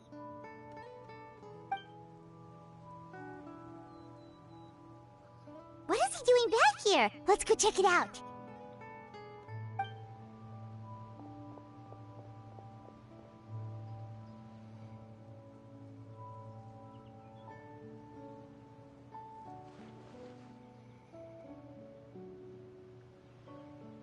Father, the bottled flames have been administered. Filial and the others have left the house. And you? What have you decided? Thank you for giving us that choice, Father. But we never wanted to leave the house. It's the only home we've ever known. Lynette and Fremine feel the same way. They're recuperating back at the Hotel Bouffe d'Été. But I decided to come back and tell you where we stood. I'm sure you're well aware of the expectations I have for you. I want you to follow in my footsteps and become the next king of the house. Yet you seem to have different ideas. I must admit, I'm rather surprised by your decision to stay. There's nothing wrong with choosing to live a quiet life. Leading this organization is a heavy responsibility, one not so easily carried by someone forced onto the throne. I just never understood what you saw in me. What made you believe I was deserving of that throne? You're brave, talented, and, most importantly, you cherish your family. You would do anything to protect them, even if it costs you your life.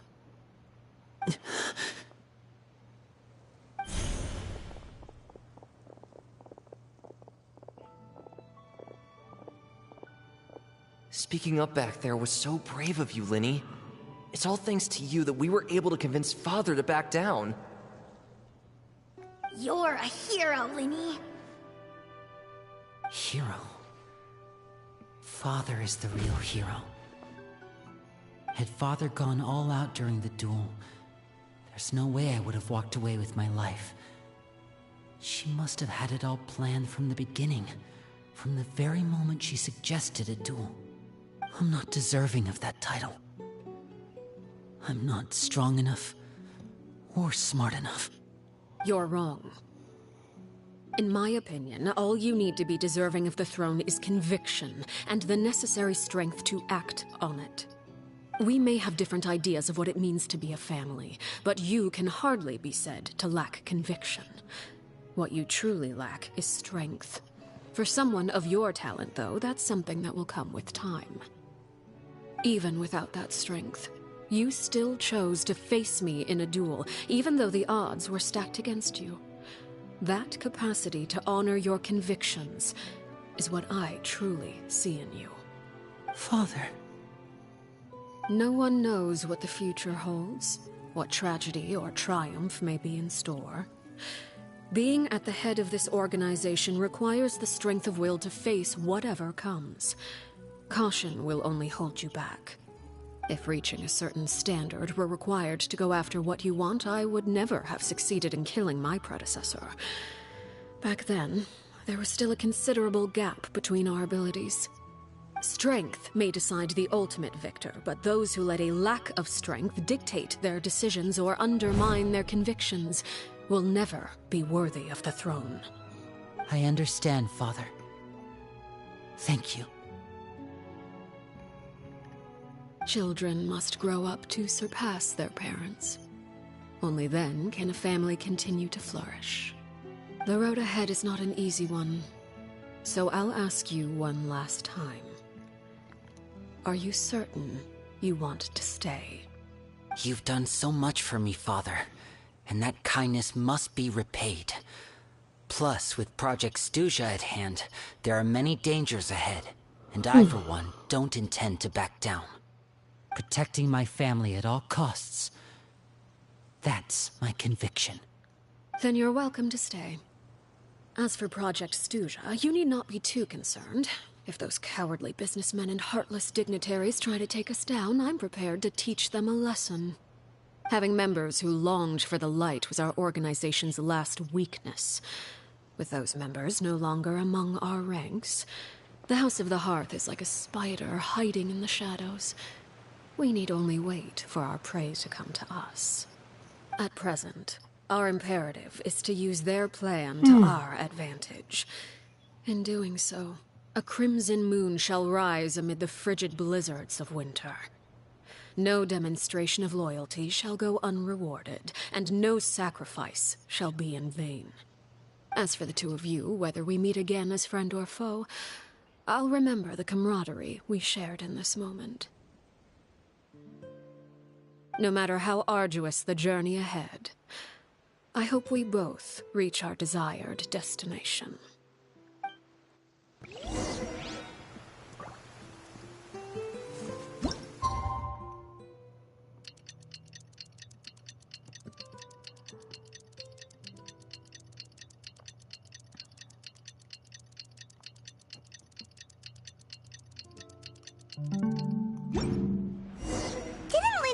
Lynette and Fremine were recovering at the Hotel Bouffe d'été? Oh, Paimon wonders how they're doing. Oh, damn. I interrupted the Paimon.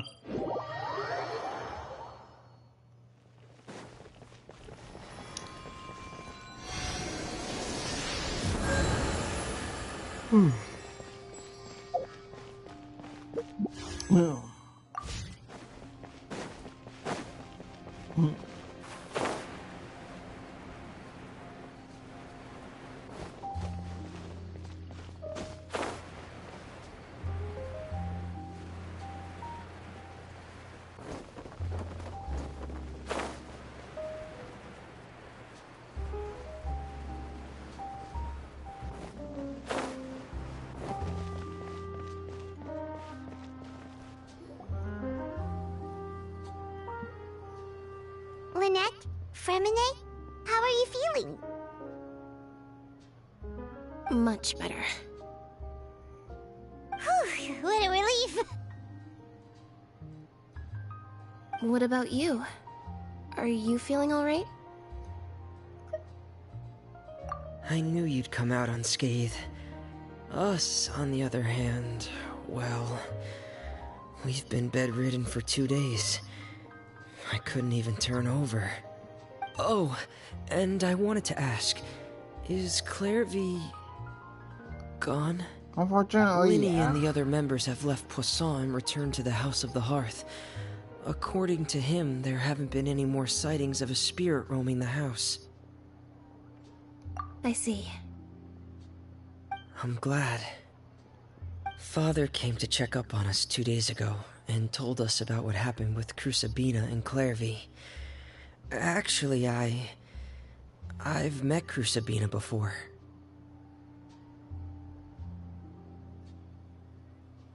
Wait, what? You've met the former knave? Crusabina died a year after Clairvy. It was during the year between their deaths that I joined the House of the Hearth. Crusabina had an extremely cruel and radical way of doing things. While she was alive, the atmosphere in the house was suffocating. When I joined, though, the experiment she valued so much had already come to an end, and all the people involved, dead and injured alike, were gone. Crusabina never talked about the past with us newcomers. A couple of months after I joined, Father killed Crusabina and burned all her files. With that, the names of all the people subjected to her experiments, Clairvy included, were lost to the flames, along with the painful memories they represented. Father took in Lenny never mentioned anything about Crucibina or Clairvy. It really seems like something she was planning to keep to herself. The last time you talked to her, did she mention why she kept it a secret for so long? She said she didn't want us to be affected by the darkness of the past. She was worried we'd develop a false sense of gratitude towards her if we knew about it. The foundation of a family should be free of any corrupting influence. Whatever happened in the past, it has nothing to do with who we are now. And that's what Father told us in the end. But I still thanked her for everything. It was only after hearing about what Crucibina did that I finally realized how insignificant our lives could have been. The members of the house meant nothing to her. To say that she valued them in any way, even just as a tool, would probably be giving her too much credit. If Father hadn't taken over the House of the Hearth, I probably would have already...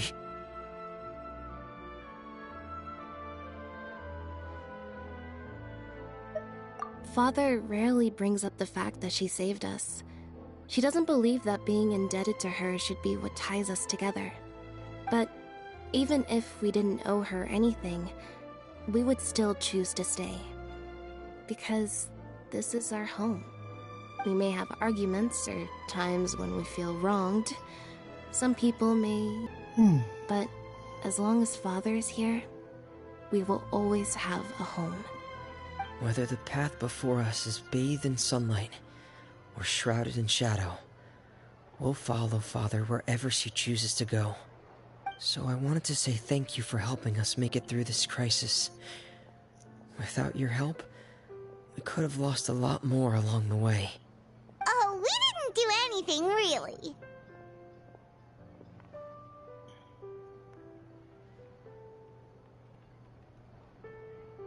Of course. You're welcome anytime. Are Filial and Nantoy okay? I actually saw them at a cafe this morning. They didn't recognize me. From what I could tell, they were drinking coffee and talking about one of the operas that started running recently. They seemed happy. If I had to take a guess, I would say they finally found the kind of life they always wished for.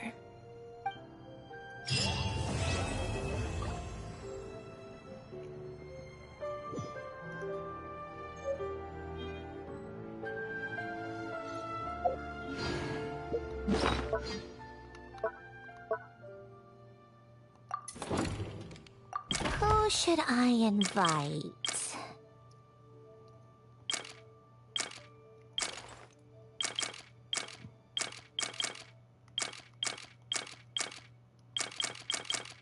No, I should have done this before today, but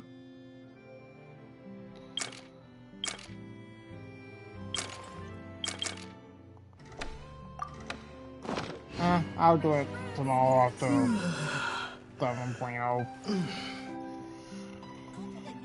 Yeah, I'll see you like maybe tomorrow night.